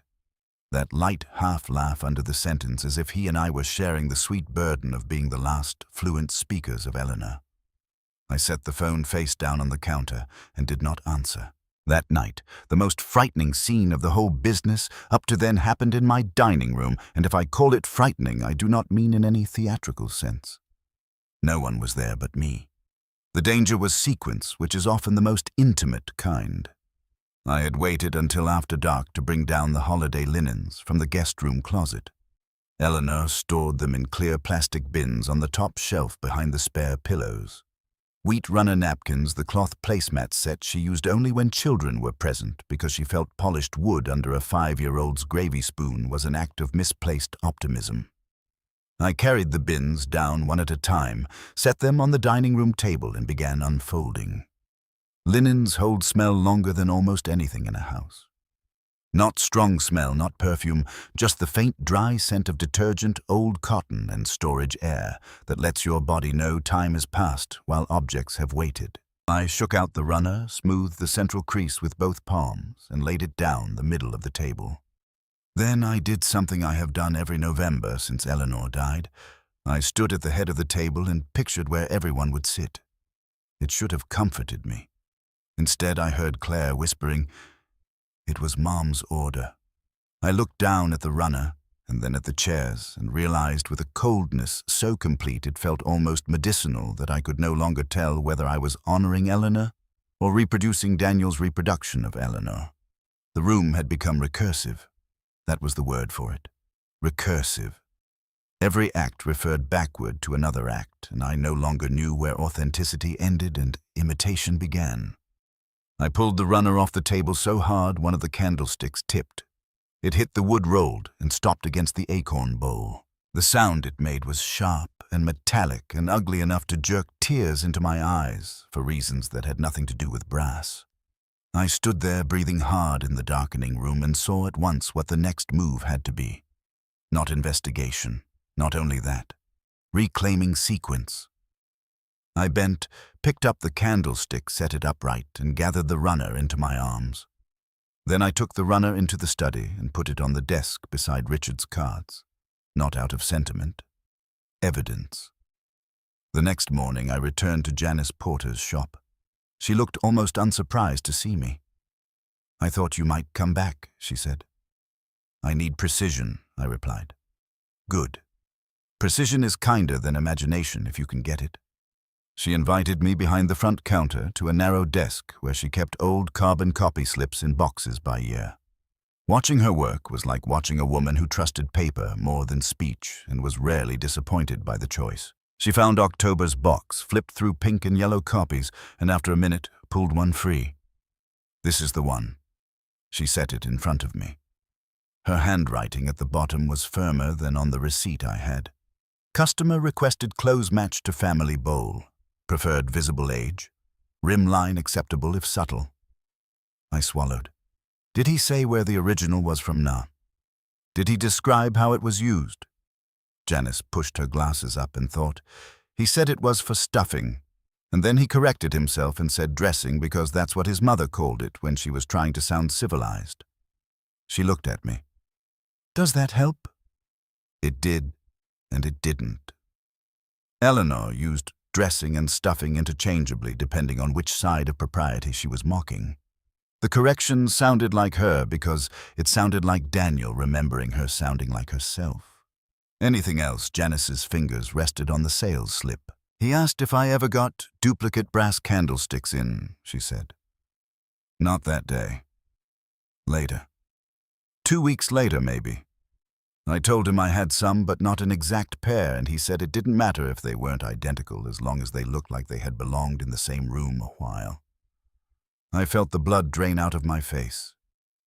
Did he buy them? No. Not from me. That almost made it worse. Because it meant the bowl was not an isolated theft of resonance. It was part of an attempted environment. I thanked her again, took a photocopy of the slip she offered, and drove home with the heater turned too high because I had not realized until then how cold my hands had become. The old false belief did not collapse all at once. It died in sections. A father spends a lifetime building explanations for his children. That one is impulsive, this one too cautious, that one charming when afraid, this one loud when ashamed. You collect those explanations the way families collect serving dishes and extra chairs and grudges nobody means to inherit. They are how you keep the story coherent. Daniel's story and mine had always been that he was the child with too much ease and just enough genuine warmth to keep ease from hardening into selfishness. Claire was the serious one. Daniel was the social one. Claire did the work nobody praised. Daniel absorbed tension by filling the room. Now each new fact pressed me toward a harder possibility. Not that his warmth was false. That it had become infrastructure. That afternoon I went through Richard's cards again, this time not for shock, but for chronology. Dates first. Thanksgiving-related notes clustered over several years, not just one. Certain phrases repeated seasonally. A note from 3 years earlier. Brought rolls before noon. Another from 2 years earlier. Same joke about gravy and diplomacy. Another undated but paper-clipped to an address notation. Children call it Grandma Ellie's bowl. The question mark. Richard added. That told me more than any exclamation could have. Grandma Ellie. I sat with that card in my hand until the edges softened under my grip. Eleanor had 7 grandchildren in the legitimate, visible sense of the family. All of them called her Grandma Ellie because the first one had done it, and names stick in families the way weather does. If children in another house were calling a bowl Grandma Ellie's bowl, then what had been copied was no longer adult sentiment or culinary nostalgia. It was lineage. I took that card to the back porch and sat in the cold. The porch had been Eleanor's compromise with age. In our 40s, she wanted a screened sunroom. In our 50s, she wanted less work. So we enclosed only part of the back step area, put in 2 deep wicker chairs with weatherproof cushions, and called it enough. From there you could see the maple, the fence, and the neighboring roofs in winter when the leaves were gone. You could also hear the train sometimes from farther off than seemed reasonable. Eleanor liked that, said it made suburbia admit there was a world beyond itself. I sat out there without a coat, the card in my hand, and let the cold settle into my chest until it felt useful. Grandma Ellie's bowl. No father wants to discover his son is a liar. Fewer still want to discover he is fluent enough at love to build counterfeit belonging with its language. The pain was no longer only betrayal, it had become displacement. Eleanor had not merely been remembered elsewhere, she had been installed. I do not know how long I sat there before the strategic thought arrived cleanly enough to hold. Thanksgiving. Not because of theatrical symmetry, because Daniel's strength was ritual. That was where he looked most legitimate. That was where I had once trusted him most. If I confronted him in the study, he would make it seem like paper had made me old and unreasonable. If I cornered him in his driveway, he would fold the moment into concern. If I called and accused, he would narrate the entire exchange before I drew breath. But at the table at Eleanor's table, in the room where sequence mattered and objects belonged and family language had origin, there might finally be enough gravity to keep his fluency from floating us all away. The idea sat with me until it became decision. When I came back inside, I called Miriam. "I'm not confronting him privately," I said as soon as she answered. "Good. I'm going to need practical protections in place before I do anything public enough for family memory to hold." She was quiet a beat, then said, "Tell me what you need." "First, I need to know what he controls here legally and what he merely appears to control emotionally. Access to the house, any memorial funds, anything tied to Eleanor's things." We spoke for 20 minutes.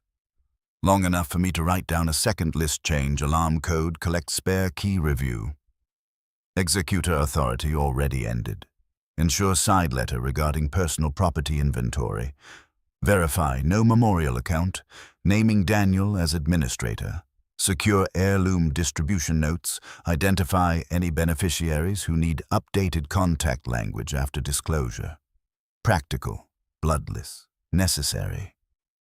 When I hung up, I did the first deliberate strategic thing of my life that felt less like housekeeping and more like war. I changed the house alarm code. Daniel had the old one because everyone did more or less, though none of us used it often. Briarwood Lane was not a high-crime district, and I have always preferred locks that work to alarms that perform. But changing the code was not about burglary. It was about withdrawing the illusion that this house remained passively available for his fluency. After that, I went to the front hall key drawer, where Eleanor kept labeled extras in little brass-edged envelopes. Daniel's envelope was there empty. Claire's, too. Richard's old spare still inside, tagged in Eleanor's hand because he once lost one and she never let him forget it. Seeing her handwriting there nearly undid me.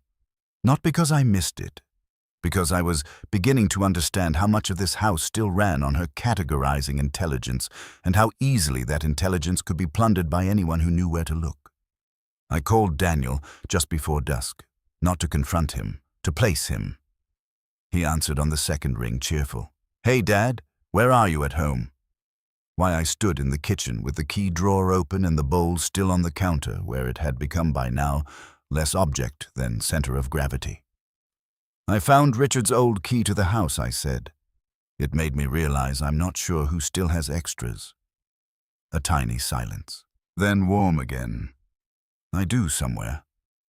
In the junk drawer, maybe?" "You want me to drop it off?" "No," I said. "Just checking." Another silence. He was not a man who liked being checked. "You okay?" he asked. "I'm fine. You sound..." He let the sentence trail off, a tactic of his since adolescence. Offer concern, let the other person fill the vulnerable space. "You sure you don't want me to come by this weekend?" Claire said you seemed stressed. So she had spoken to him, or he had drawn it from her.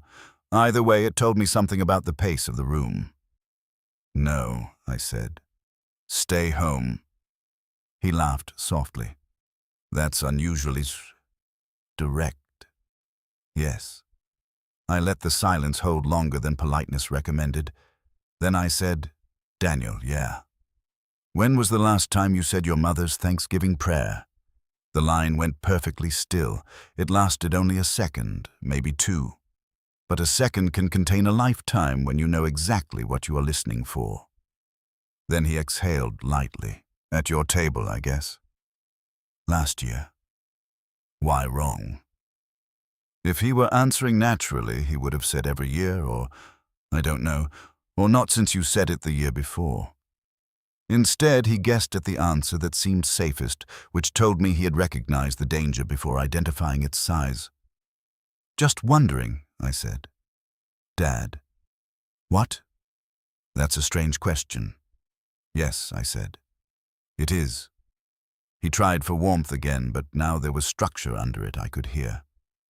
"If this is about Thanksgiving and whether you want me to let you take the lead this year, you can just say that." There it was. The old ease reaching toward interpretation before I had offered one. "I'll let you know," I said, and ended the call. When I turned around, Claire was standing in the back doorway. I had not heard her come in. She looked from me to the phone to the bowl on the counter. "How much did he hear?" she asked. "Not enough. Yet." She shut the door behind her and came into the kitchen. The smell of outside cold came with her damp wool and leaf mold and the faint mineral edge of evening air after rain. She set her purse on the breakfast table and took off her coat. "You scared me," she said. "That wasn't the goal. What was I considered lying, and decided I was done with versions of that. I wanted to hear how fast he adjusted." Claire's expression changed. "Well," he adjusted. She looked away first. "God," she murmured. We stood in the kitchen together without sitting down. The room had begun to feel like a crossroads I could not leave unattended. The pantry, the bowl, the breakfast nook with its walnut fruit bowl now holding 3 clementines because Claire, without asking, had added another one when she arrived.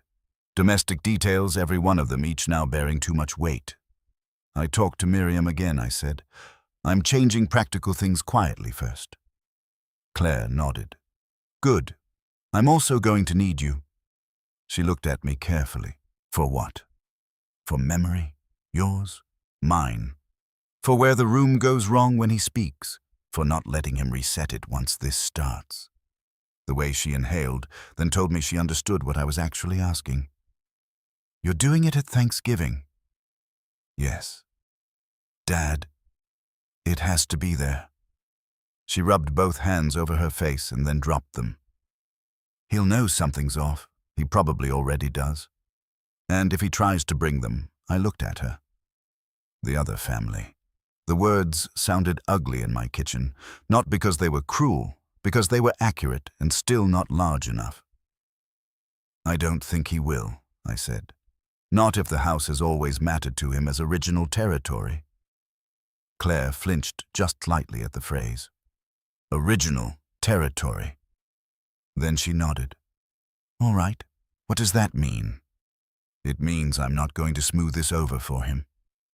Her voice steadied as she spoke. "It means if he starts doing that thing where he sounds calm enough to make everyone else feel embarrassing, I'm not going to rush in and translate." It was the bravest thing she had said since this began. That night after Claire left, I carried Eleanor's bowl upstairs. Not to hide it exactly, to remove it from circulation. The guest room closet held the holiday bins, the spare quilts, the artificial tree box I had not opened in 2 years because I could not stand its cheerfulness.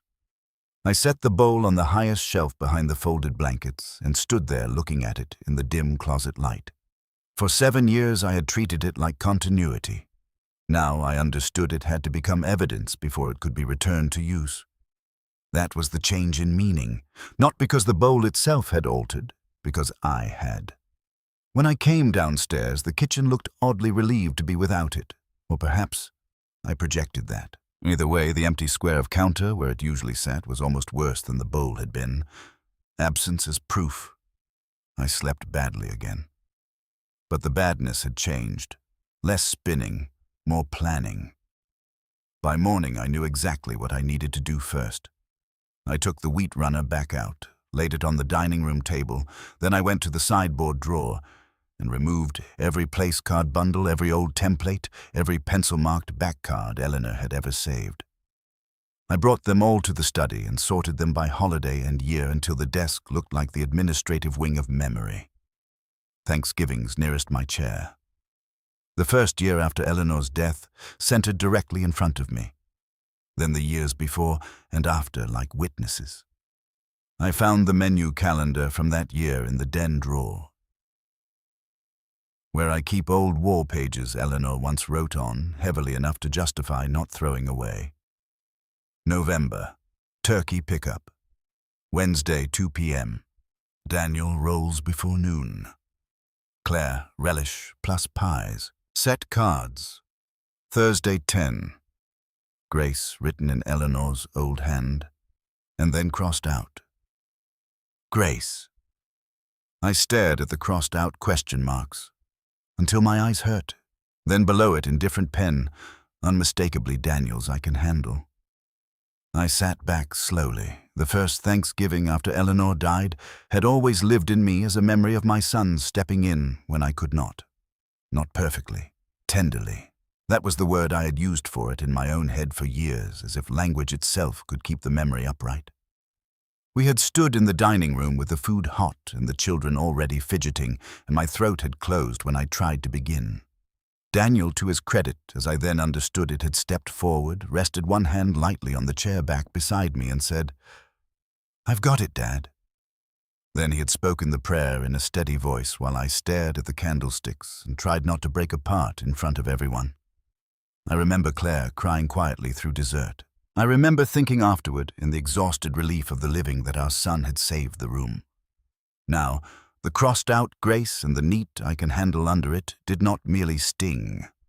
They reorganized the whole memory. Not because taking over Grace was wrong in itself, because I could no longer tell whether I had watched kindness or rehearsal. I rose from the desk and went into the dining room. Morning light was coming through the front windows, thin and level, catching the table runner in pale bands. The room looked ready for a meal that had not yet been cooked. Safe, decent, mine. And yet I understood now how much of its authority in recent years had come from Daniel's ability to stand inside it and sound inevitable. That would have to end. The point of no return did not arrive with a shout. It arrived with paper and sequence and the sudden clean recognition that if I allowed one more Thanksgiving to proceed under his fluency, I would be complicit in handing Eleanor over. I went back to the study, opened the sideboard bundle of blank place cards, and selected a fresh stack. Then I carried them into the dining room, sat at the head of the table, uncapped my pen, and began writing names. My hand was steady. For the first time since Eleanor died, I was not setting the table to preserve a memory. I was setting it to confront a counterfeit. I wrote Claire's name first, then Ben's, then the children, then mine. When I got to Daniel's name, I paused only long enough to place him where I wanted him and nowhere else. The room was silent except for the faint scratch of the pen and the ticking of the old wall clock in the front hall. I set the finished cards in a neat row at my elbow and looked at the open table. This year, before anyone ate, I was going to take Eleanor back from my son's version of her.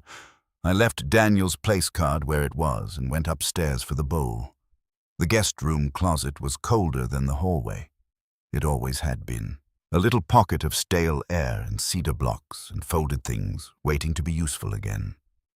I reached past the spare blankets, found the bowl in the dark by touch first, and brought it down in both hands, the way Eleanor used to, not because I was trying to imitate her, but because some objects demand that much seriousness when they are carrying too much of the room. I set it on the kitchen counter and stood looking at it.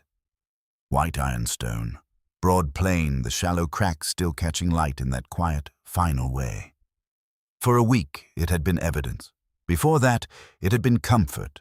Before that, longer than either of those things, it had simply been part of how my wife turned a kitchen task into a family meal. Now it was all three at once, and I understood there was no getting back to a simpler meaning by wishing. The house was very still. Thanksgiving morning came cold and clear with one of those hard Ohio skies that makes every roof line look edged in tin. I woke before dawn and lay in bed listening to the heat move through the baseboards. The old thought came first, the one, grief trains into you whether you approve or not. Eleanor will already be awake. Then the correction. 7 years and still the correction came after, not before. But it came differently now. Less as a blow than as a fact among other facts. She was dead. Daniel had used her language. Richard had seen it. I had proof. By the end of the day, whatever family we still were would know which version of the room it had been standing in. I shaved carefully. Put on the dark grey sweater Eleanor liked because she said it made me look less like a tax auditor and more like a man who could be trusted with pie. I made coffee. I browned sausage, chopped celery and onions, toasted the stale bread cubes and let the kitchen fill with the smell of sage and stock and the heat of work. That smell had always steadied me. Not this year. This year it felt like a line being drawn through the middle of the house. The original smell, the source smell, the one that had been borrowed elsewhere. Around 8, Claire arrived with Ben and the kids. The children came in first in a burst of cold air and sneaker noise and half-unzipped coats, and for one bright minute the house forgot itself and did what houses do with children in them. It expanded. Ben carried pies. Claire carried cranberry relish and the casserole dish of roasted carrots Eleanor once called an apology side because people brought it when they feared the main meal was too heavy. Ben hugged me in the front hall and held on a little longer than usual. Claire searched my face once quickly while the children tore toward the den to see whether I had put out the old wooden puzzle box. "Are we still doing this?" she asked softly in the kitchen while Ben took the turkey platter from the sideboard. "Yes." "You sure know," I said. "But yes." She looked at the bowl on the counter, then at the stack of papers I had left in the study under a manila folder, then back at me. All right, that was all. There is a way grown children speak to one another in a family under strain when they know the truth has moved closer to the center, but not everyone in the room yet understands how close. They become gently over-careful, too helpful, too bright with ordinary offers. Claire moved through the kitchen like that for the next 2 hours, handing me broth, asking where I wanted the nut dish, keeping the children out of the pantry, as if traffic management were enough to control the day. I did not let Daniel into the kitchen first when he arrived.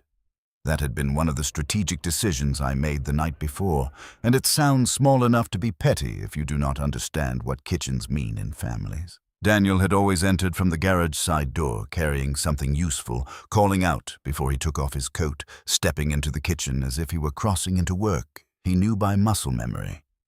That was where his fluency looked kindest. That was where I had most often mistaken his ease for simple devotion. So when his car pulled in just after 11 and I saw him through the front window crossing the walk with a bakery box in one hand and a bottle of wine in the other, I went to the front door and opened it before he could circle to the side. He smiled when he saw me. "Hey, Dad." He looked good. Of course he did. Dark pea coat, blue Oxford shirt, the kind of clean November face men wear when cold air and confidence have done a little grooming for them. Daniel had always looked most trustworthy when he was coming in from outside carrying something the room needed. "Come in," I said. He stepped into the front hall and bent automatically to kiss my cheek, then stopped half an inch short because I had not moved toward him. His eyes flicked to my face. Just once. Not enough for anyone else to notice if there had been anyone else there. Enough. "You okay?" "Yes." He handed me the bakery box. Pecan tart from Schneider's. "I know Mom always said pie was enough, but Ben likes this one." "I know." He took off his coat. From the den, I could hear the children laughing over the puzzle box. Claire's voice floated out from the kitchen, asking Ben whether he'd remembered the whipped cream. The house sounded full. That was the danger of family sound. It can make anything seem survivable. Daniel set the wine bottle on the hall table and glanced toward the kitchen. "You want me to?" "No," I said. The word landed between us quietly. He looked at me again. "All right," he said just as quietly. Then he went toward the den instead. That first small interruption mattered. It left him without his usual entry into the holiday machinery. He was not in the kitchen sampling the stuffing and adjusting the rolls and reaching for familiar drawers. He was in the den with the children, and Ben Charming Easy temporarily displaced from the room where his version of the family usually began, looking inevitable. I cooked. Claire helped. We spoke only when necessary. At one point, she touched my wrist while passing the salt and said so softly no one else could have heard, "You still have time to do this later." I looked at her. Later is how this happened. She pulled her hand back. By noon, the turkey was out and resting under foil. The mashed potatoes were covered and keeping warm. The carrots glazed, the green beans buttered. The stuffing went into Eleanor's bowl and sat on the counter where I kept one hand on it longer than I needed to after setting it down. That was when Daniel came into the kitchen, not abruptly. He knew better than that. He leaned in the doorway first, smiling at Claire, over my shoulder, asking whether there was anything still to be done.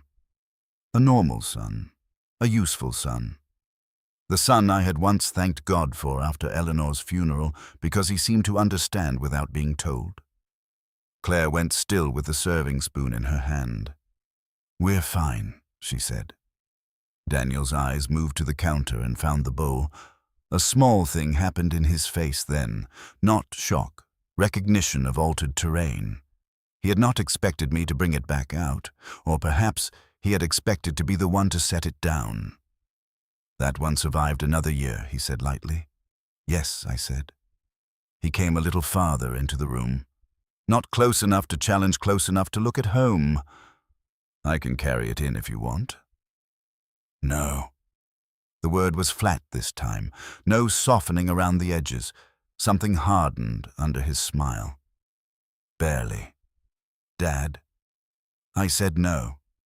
Claire set the spoon down. For one beat, no one moved.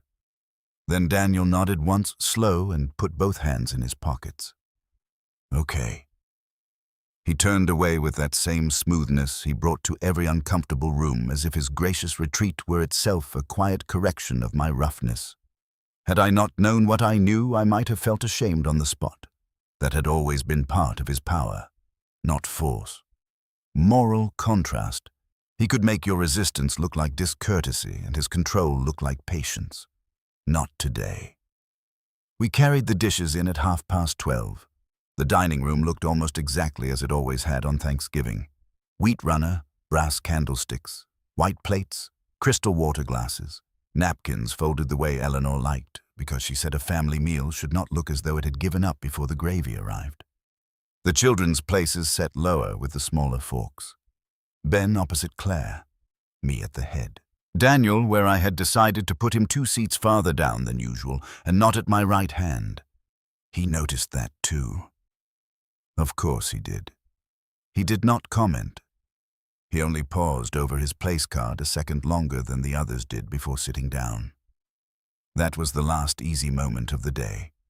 Meals have rhythms, the lifting of platters, the passing of bread, the ordinary interruptions of children needing help, adults requesting salt, somebody laughing too loudly because they want the room to settle into itself before anything difficult arrives. We began with all of that. I let it go long enough to feel real, not as camouflage, because the family around that table was real even if one of its most practiced fluencies was not. Ben carved. Claire refilled water. The children asked whether they could have both rolls and cornbread. Daniel made one small joke about Ben's carving angle and got the expected laugh. Then, when the plates were served and everyone had started to reach toward their utensils, Daniel lifted his head and said in the tone he had used for years, Before we eat? No, I said. Every hand in the room stopped. Daniel looked at me. The children looked at Claire, then at me, because children understand interruption before they understand danger. Ben put the carving knife down carefully on the platter. I sat at the head of the table with my napkin still folded and the bowl in front of me catching the candlelight along its crack. No one's saying your mother's prayer tonight, I said. Silence moved around the room like weather. Daniel recovered first, as I knew he would. Okay, he said, soft and reasonable. You want to do it now? He gave the smallest possible laugh, meant to reset the air. Then what exactly are we doing? I looked at Claire. She had gone pale, but she did not look away. Then I looked back at my son. We're telling the truth before anybody here eats another bite. You could feel the family rearrange itself around that sentence. Not physically. Spiritually. Ben straightened. Claire inhaled through her nose and set both hands flat on the table. The oldest child froze with one buttered roll halfway to her plate. Daniel sat very still. Dad, he said, still calm, if this is about where I'm sitting. It isn't. If this is about the kitchen earlier, it isn't. He waited. That was one of the reasons he was so effective. Most people rushed to fill silence. Daniel let you inhabit it just long enough to begin doubting your own use of it. I reached into the manila folder beside my chair and took out one index card.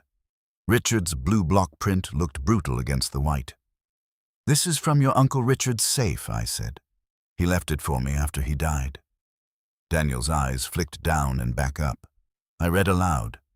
Watch what he repeats. No one spoke. I set that card down and picked up the next one. Same stack. Different date.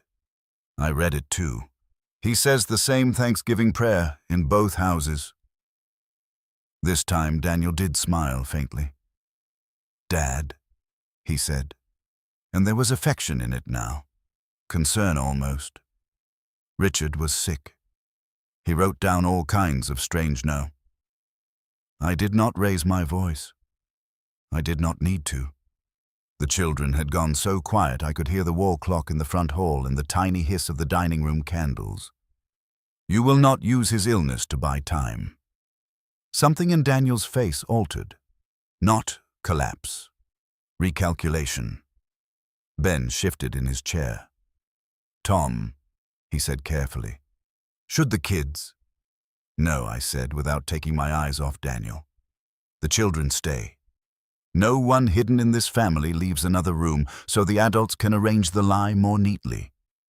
Daniel turned his head toward me fully then. That was the first clear fracture in the mask. Not anger, not yet. Contempt for the framing. A brief, naked flash of it. Then it was gone. You're upsetting everybody, he said. Yes, you don't even know what you think you know. I know enough to begin in front of the people you've expected to accept your version of things without sequence. Claire made a sound then. Not quite a sob, more like a person hearing the exact shape of her own avoided knowledge. Daniel glanced at her, and for a second I saw the old instinct in him, the quick protective pivot, the one that would ordinarily have sent the whole room towards soothing Claire and away from the center. He almost did it, almost reached out. I lifted the next sheet before he could. It was the receipt from Porter Antiques. You bought a white ironstone bowl on October the 28th, I said. One with a hairline rim crack. Not because you needed a serving bowl. Because you wanted one close enough in Janice Porter's words that if it sat on a table with candles and food around it, the eye would rest easy. Ben's head turned sharply towards you, Daniel. Claire closed her eyes. Daniel did not look at any of them. He looked at me. I bought a bowl, he said. That's not a crime. No, I said. This is not a story about crime in the easy sense. It's a story about use. He laughed once, softly disbelieving. Use. Yes. I lifted another paper. Janice's copied sales slip. Close match to family bowl. Preferred visible age. Rim line acceptable if subtle. Then another. The photo from Richard's safe of the other dining room. Not theatrical, not a shrine. Worse, an ordinary table, ordinary candles, ordinary plates arranged in Eleanor's order. I set it in the middle of the table where everyone could see. Claire put her hand over her mouth. Ben leaned forward. Jesus. Daniel remained still. Children seated in mirror order, I said. That's what Richard wrote when he saw this. Claire saw it too last year and said nothing because she thought it sounded insane even in her own head. Your mother used to map these seats on the backs of place cards. I reached into the folder again and brought out one of Eleanor's templates, pencil marks, faint on the back. T between initials, an arrow, the small X in the corner. This, I said, is your mother's shorthand for where people sit when she was balancing the room. The oldest child at the table. Claire's daughter frowned at the card, as if she half recognized the idea of adults using paper for things that should have been feelings. Daniel's voice was still calm when he spoke again, but the calm had narrowed. You've built a whole accusation out of bowls and seat assignments. No, I said, out of repetition. I laid out the next cards. Oranges in a wooden bowl because glass makes them look lonely.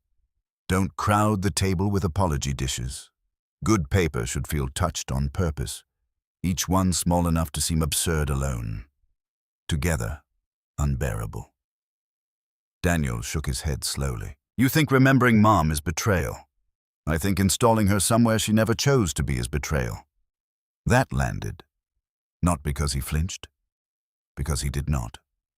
The stillness itself told me I had found the sentence that hit true. Ben looked between us then at Claire, and for the first time there was no trace of social uncertainty in his face. Only anger on my behalf and confusion that this had lived so close to the family table without fully showing itself. Claire spoke before he could. Tell him about the prayer, she said to me, but her eyes were on Daniel. I nodded once. Then I took out the copied wall calendar page from the first Thanksgiving after Eleanor died. November. Grace in Eleanor's hand crossed out. Beneath it in Daniel's pen I can handle. I put it beside the photo. My favorite memory. After your mother died, I said. And this was the hardest part, because the room had to hear the cost, as well as the proof was that first Thanksgiving when I couldn't say the prayer and you stepped in. The children did not understand all of it, but they understood enough to grow very quiet. I continued. I have lived 7 years thinking my son saved that room for me. Daniel lowered his eyes once briefly. Anybody else at the table might have mistaken that for shame. Then I placed the school confirmation and the insurance notes beside the calendar. There were already 2 children connected to the Pinehaven house by then, I said. You were already listed in school records there. Already tied to the property. Already participating enough in care to appear on insurance. And Richard's notes make clear that by that same season you were saying the same Thanksgiving prayer in both houses. Nobody moved. The thing about the deepest betrayal is that when it enters a room plainly enough, it does not always produce noise first. Sometimes it strips the room to function. You hear your own breathing, the little scrape of ceramic against china because a child has forgotten not to move, the radiator beginning to tick. Daniel's mask did not shatter then, it thinned. He sat back a fraction, put one hand flat on the table, looked not at me now, but at the papers. You went through school records, he said. Yes. You called people. Yes. Claire said quietly. You left us no other choice. He turned to her. There it was again, that almost imperceptible shift in him when he stopped performing son and started performing the adult who had long expected to be deferred to. Not louder, cleaner, colder. You should have come to me. She laughed once sharply. Why? So you could explain me out of what I felt? His jaw tightened. Ben said, Daniel. Not in warning. In disgust. Daniel ignored him. His eyes were back on me. You have no idea what you're doing to those kids. And there it was. The first full use of innocence as a shield. I have taken more care with those children than you have with anyone in this house in years, I said. You think because you found some paperwork and a photograph you understand I understand enough. More than enough. You don't know what their life was before I got there. No, I said, but I know what you brought to it. He looked at the bowl then. Of all the things on the table, the papers, the cards, the photograph, that was where his gaze stayed. The original, the source, the object around which everything else had been arranged. When he spoke next, his voice had lost the practiced warmth entirely. I was trying to make something stable. For whom? For all of them, using whose life? His mouth tightened. Mom's life wasn't yours alone, he said. The sentence hit the room like a hand across the face. Claire made a sound of disbelief. Ben's chair scraped back half an inch. One of the younger children looked at Claire in alarm. I stayed still. No, I said. She wasn't mine alone. She was herself. And she did not exist for you to redeploy where it suited you. He leaned forward, then not much, but enough that the old family instinct would once have read him as finally earnest. You think this was some performance, he said. You think I sat around plotting how to copy holiday place settings. You have no idea what it takes to keep a house from falling apart when the person who used to know how is gone. Then tell the truth about what you kept standing, I said. He looked from me to the others and back again. I was helping a woman who had nothing, he said. 2 kids, no stability, no idea how to hold a room together. I knew how, that's all. I brought food, I brought structure. I gave those children a holiday that didn't feel like folding chairs and paper plates and panic. You gave them my wife's voice, Claire said. He swung toward her. I gave them normal. You gave them Mom, she shot back, and you know the difference. That shook him more than anything I had said so far, because Claire had always been the one most likely to sand down a scene in the interest of keeping blood related to itself. Hearing her refuse, the smoothing changed the geometry of the room. He turned back to me and the calm finally cracked. Not into shouting, into something uglier and more intimate.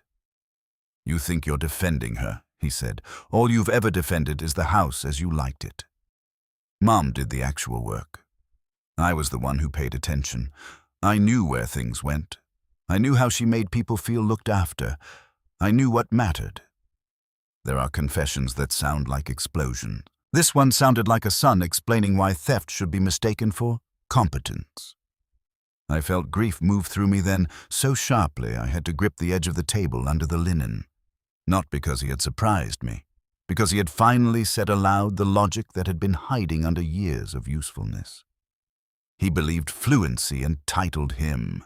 He believed learning Eleanor thoroughly enough had earned him interpretive rights over her. That I said very quietly is exactly the lie. He held my gaze. No, he said. The lie is that memory belongs only to the people who grieve prettily. I shook my head. The lie is that because you learned your mother well, you got to use her where she was not given. For the first time all day, his voice rose. I was trying to keep things from collapsing. So was she, I said, and she was afraid of you. Everything stopped. I had not meant to say it that way, or perhaps I had without admitting it to myself until the room required it.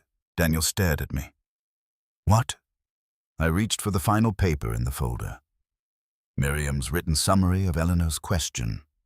Family object, misuse, concern about fluency, memorial language cannot be protected. That's what I was afraid of. I did not hand it to him. I read it aloud. By the time I finished, Daniel's face had gone blank in that terrible, effortful way people go blank when they are trying not to let one emotion show because too many have arrived at once. Claire was crying openly now, quietly, and without embarrassment. Ben had one hand over his mouth. The children sat in stunned stillness, understanding only the outline, perhaps, but enough to know that the adults they trusted had been standing in a room whose rules were changing. She didn't mean me, Daniel said, but the sentence had no body under it, no conviction, only the thinness of a man hearing maybe for the first time that the dead had not mistaken his fluency for safety after all. She didn't know how much she meant to you, I said. That's part of the tragedy. He looked at the bowl again. Then with a kind of exhausted bitterness that was far more frightening than rage would have been, he said, "Do you know what those kids called it?" I did not answer. "Grandma Ellie's bowl," he said, because it made the room feel like somebody knew what to do.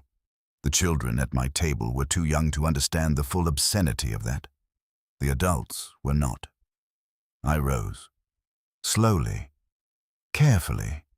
A 71-year-old man standing at his own Thanksgiving table while his son sat among copied proofs and tried even now to transform desecration into service.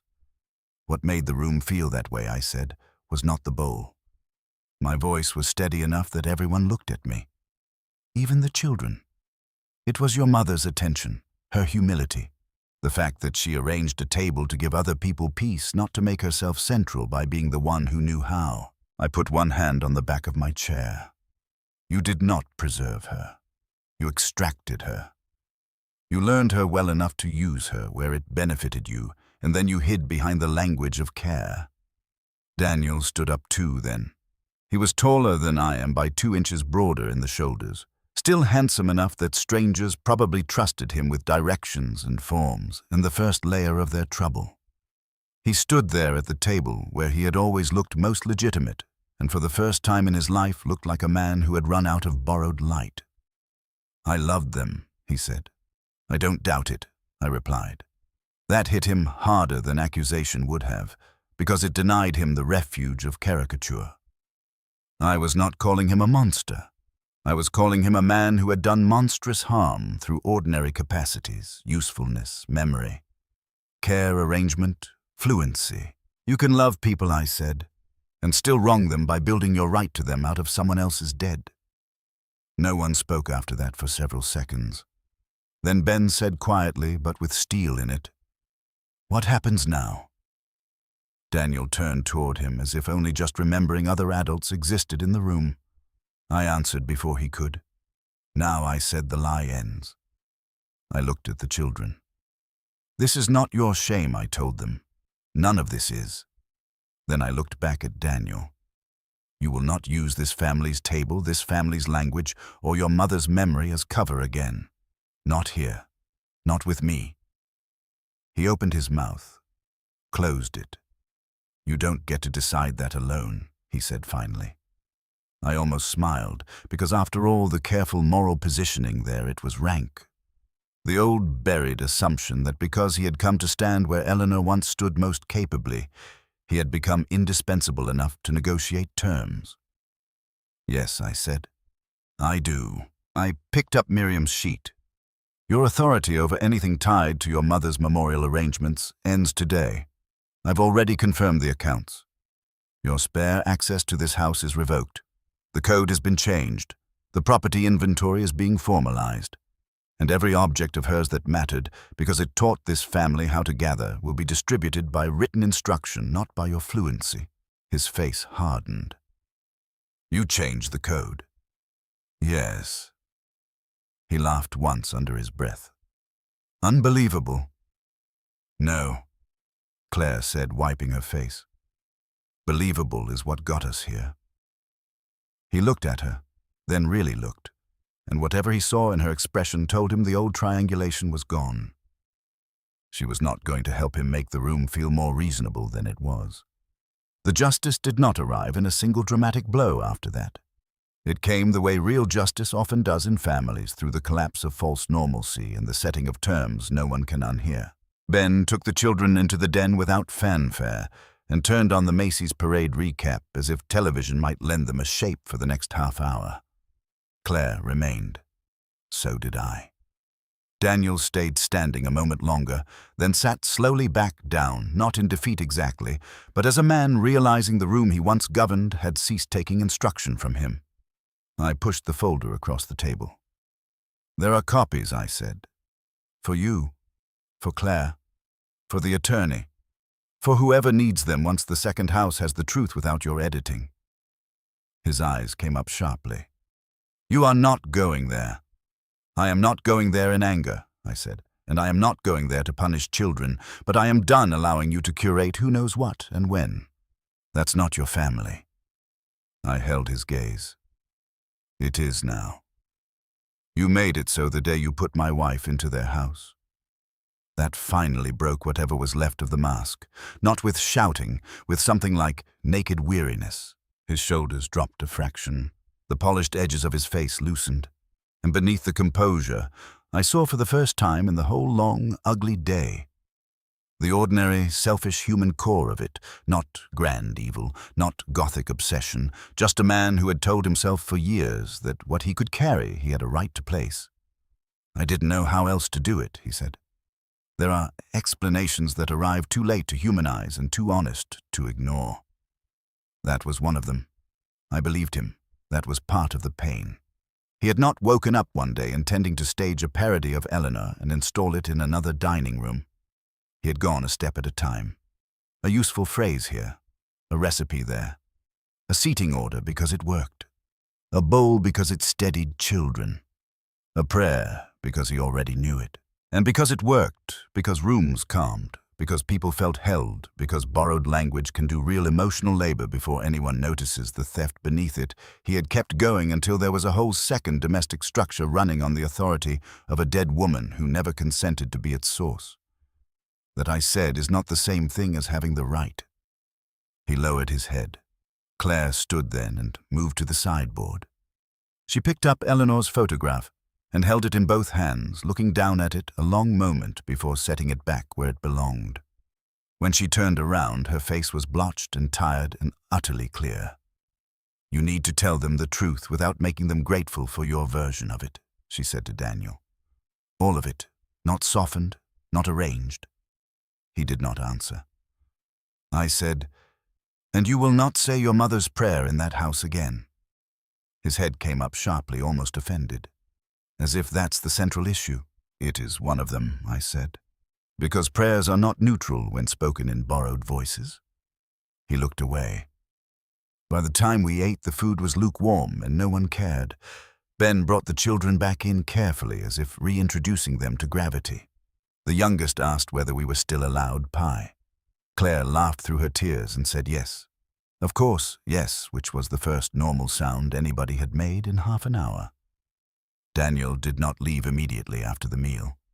That too mattered.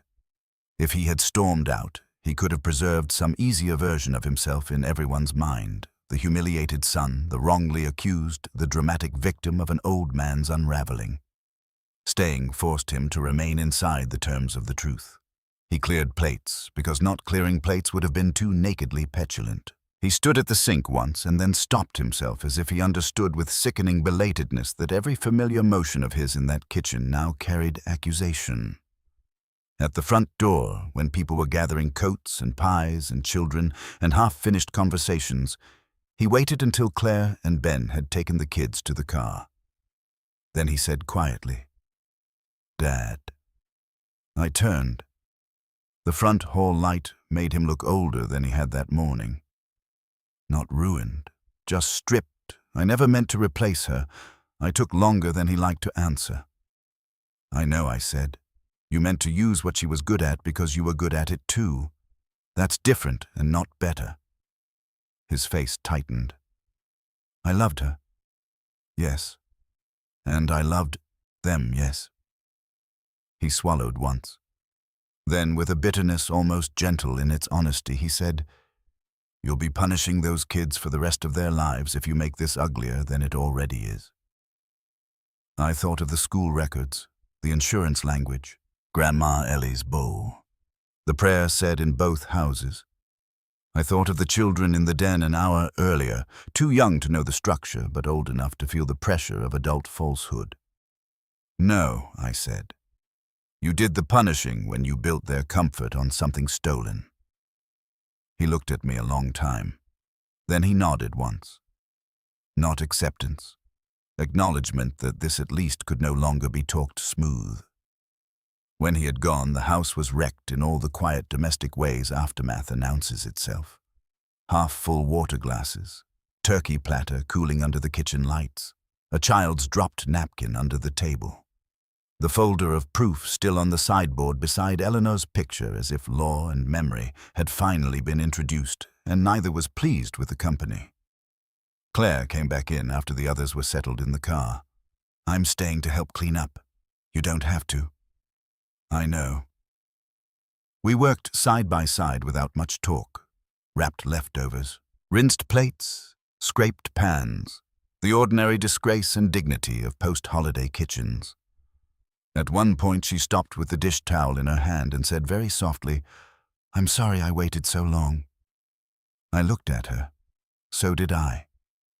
She nodded, a hard little nod, all pain and no self-pity. Later, after she left, I carried Eleanor's bowl back into the dining room and set it alone on the cleared table. The candles had burned down unevenly. Outside, the street had gone dark except for porch lights and the blue flicker of televisions in neighboring windows. The house no longer felt hostile, it felt bruised, which was more honest anyway. Hostility suggests intent. Bruises are what you find after something true has finally made contact.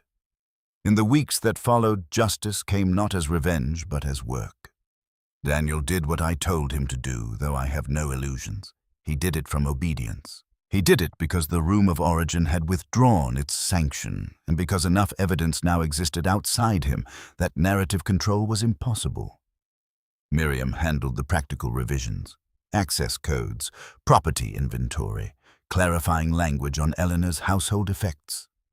A written record of which ritual objects would remain in this house unless and until I said otherwise. Claire was present for all of it. The second household received the truth in stages, and I will not pretend that was graceful.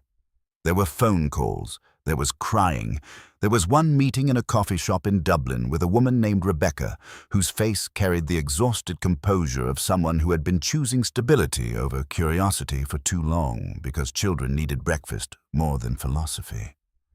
She was not what lazy stories would have wanted her to be. Not glamorous, not predatory, not naive either exactly. Just tired, intelligent, and deeply wounded by the revelation that what she had experienced as Daniel's steadiness had been partly built from another woman's intimate grammar. We spoke once and only once at length. I told her I had no wish to shame her children or erase the ordinary love they had felt in their own house. I told her also that Eleanor had not consented to become a household saint by appropriation, and I would not allow that to continue. Rebecca listened with both hands around a coffee cup gone cold, and then said in a voice almost too level to hear, "I thought he was just good with family." I answered, "So did I." That was all the alliance either of us had to offer. Winter came, then passed. Daniel's visits became rarer and stranger. Not because I banned him from the house entirely, because the terms had changed. He could come as son, not curator. He could speak as himself, not in his mother's carefully borrowed cadences. The first few times he tried to settle into old rhythms anyway, reaching for the candlesticks at Christmas, correcting the placement of the roast spoon at New Year's, using one of Eleanor's phrases to soften a conversation, and each time I stopped him cleanly enough that the room reset around my refusal rather than his fluency. That was the real justice, perhaps more than any paperwork. Not punishment, displacement of false authority. By spring, the children understood enough to stop saying Grandma Ellie's bowl. I know because Rebecca wrote Claire a note to tell us, and Claire showed it to me with tears in her eyes and fury still alive beneath them. The note was simple. They don't use the name anymore. They ask who she was. I tell them she was real. Real? It is astonishing what dignity comes down to in the end. Not vindication, not restoration, reality against performance. The hardest part to forgive, if forgiveness is even the right word, was not Daniel's hidden household, not even the bowl. It was the prayer. I did not hear it again from his mouth, and perhaps that is why it lived in me so stubbornly for months afterward. The first Thanksgiving after Eleanor died had been the memory I reached for whenever I wanted to believe my son's usefulness and his love were braided cleanly together. Losing that memory did not feel like learning new information. It felt like having the floor removed from under one particular corner of grief I had built myself carefully to survive. You can survive that. I am proof, but you do not survive it intact. The following. Thanksgiving, the house was quieter. Not empty. Claire and Ben came. The children came older by 1 year and more solemn around my dining room than they had once been. There were fewer jokes in the kitchen, fewer people offering to help before being asked, less confidence moving through the house as if it had a right to. The room looked barer too, though objectively it was the same. Same runner, same candlesticks, same sideboard. The difference was polish. We were no longer trying to prove the family had held without fracture. We were trying to tell the truth and still eat. I brought the bowl down myself that morning. No hiding this time, no treating it like evidence. It was once again what it had always been meant to be, a vessel for food at a table where meaning had to be earned in the present tense. The crack at the rim seemed deeper in the candlelight that year, though I know logically it was not. I touched it with my thumb the way Eleanor used to, and for a second felt not her presence exactly, but the shape of her attention moving through my hand. Not ghostly, instructive. The old architecture of usefulness, this time unborrowed. Claire watched me set it down. "You okay?" she asked. "No," I said. She nodded. "Me either." That was better than okay. The children helped fold napkins. Ben carved. The carrots nearly burned because Claire and I got talking in the kitchen about a school concert and forgot the timer. We laughed when we found them because some part of grace, it turns out, returns best through imperfection. When we sat down, the place cards were in my handwriting. The seating order was mine too. Informed by Eleanor, yes. Not copied from her as if fidelity meant exactness. The youngest child was beside Claire because Claire could still talk warmth into any silence. Ben sat opposite me because we had become, in this new family weather, the two men most inclined to let the room breathe rather than master it. Daniel was not there.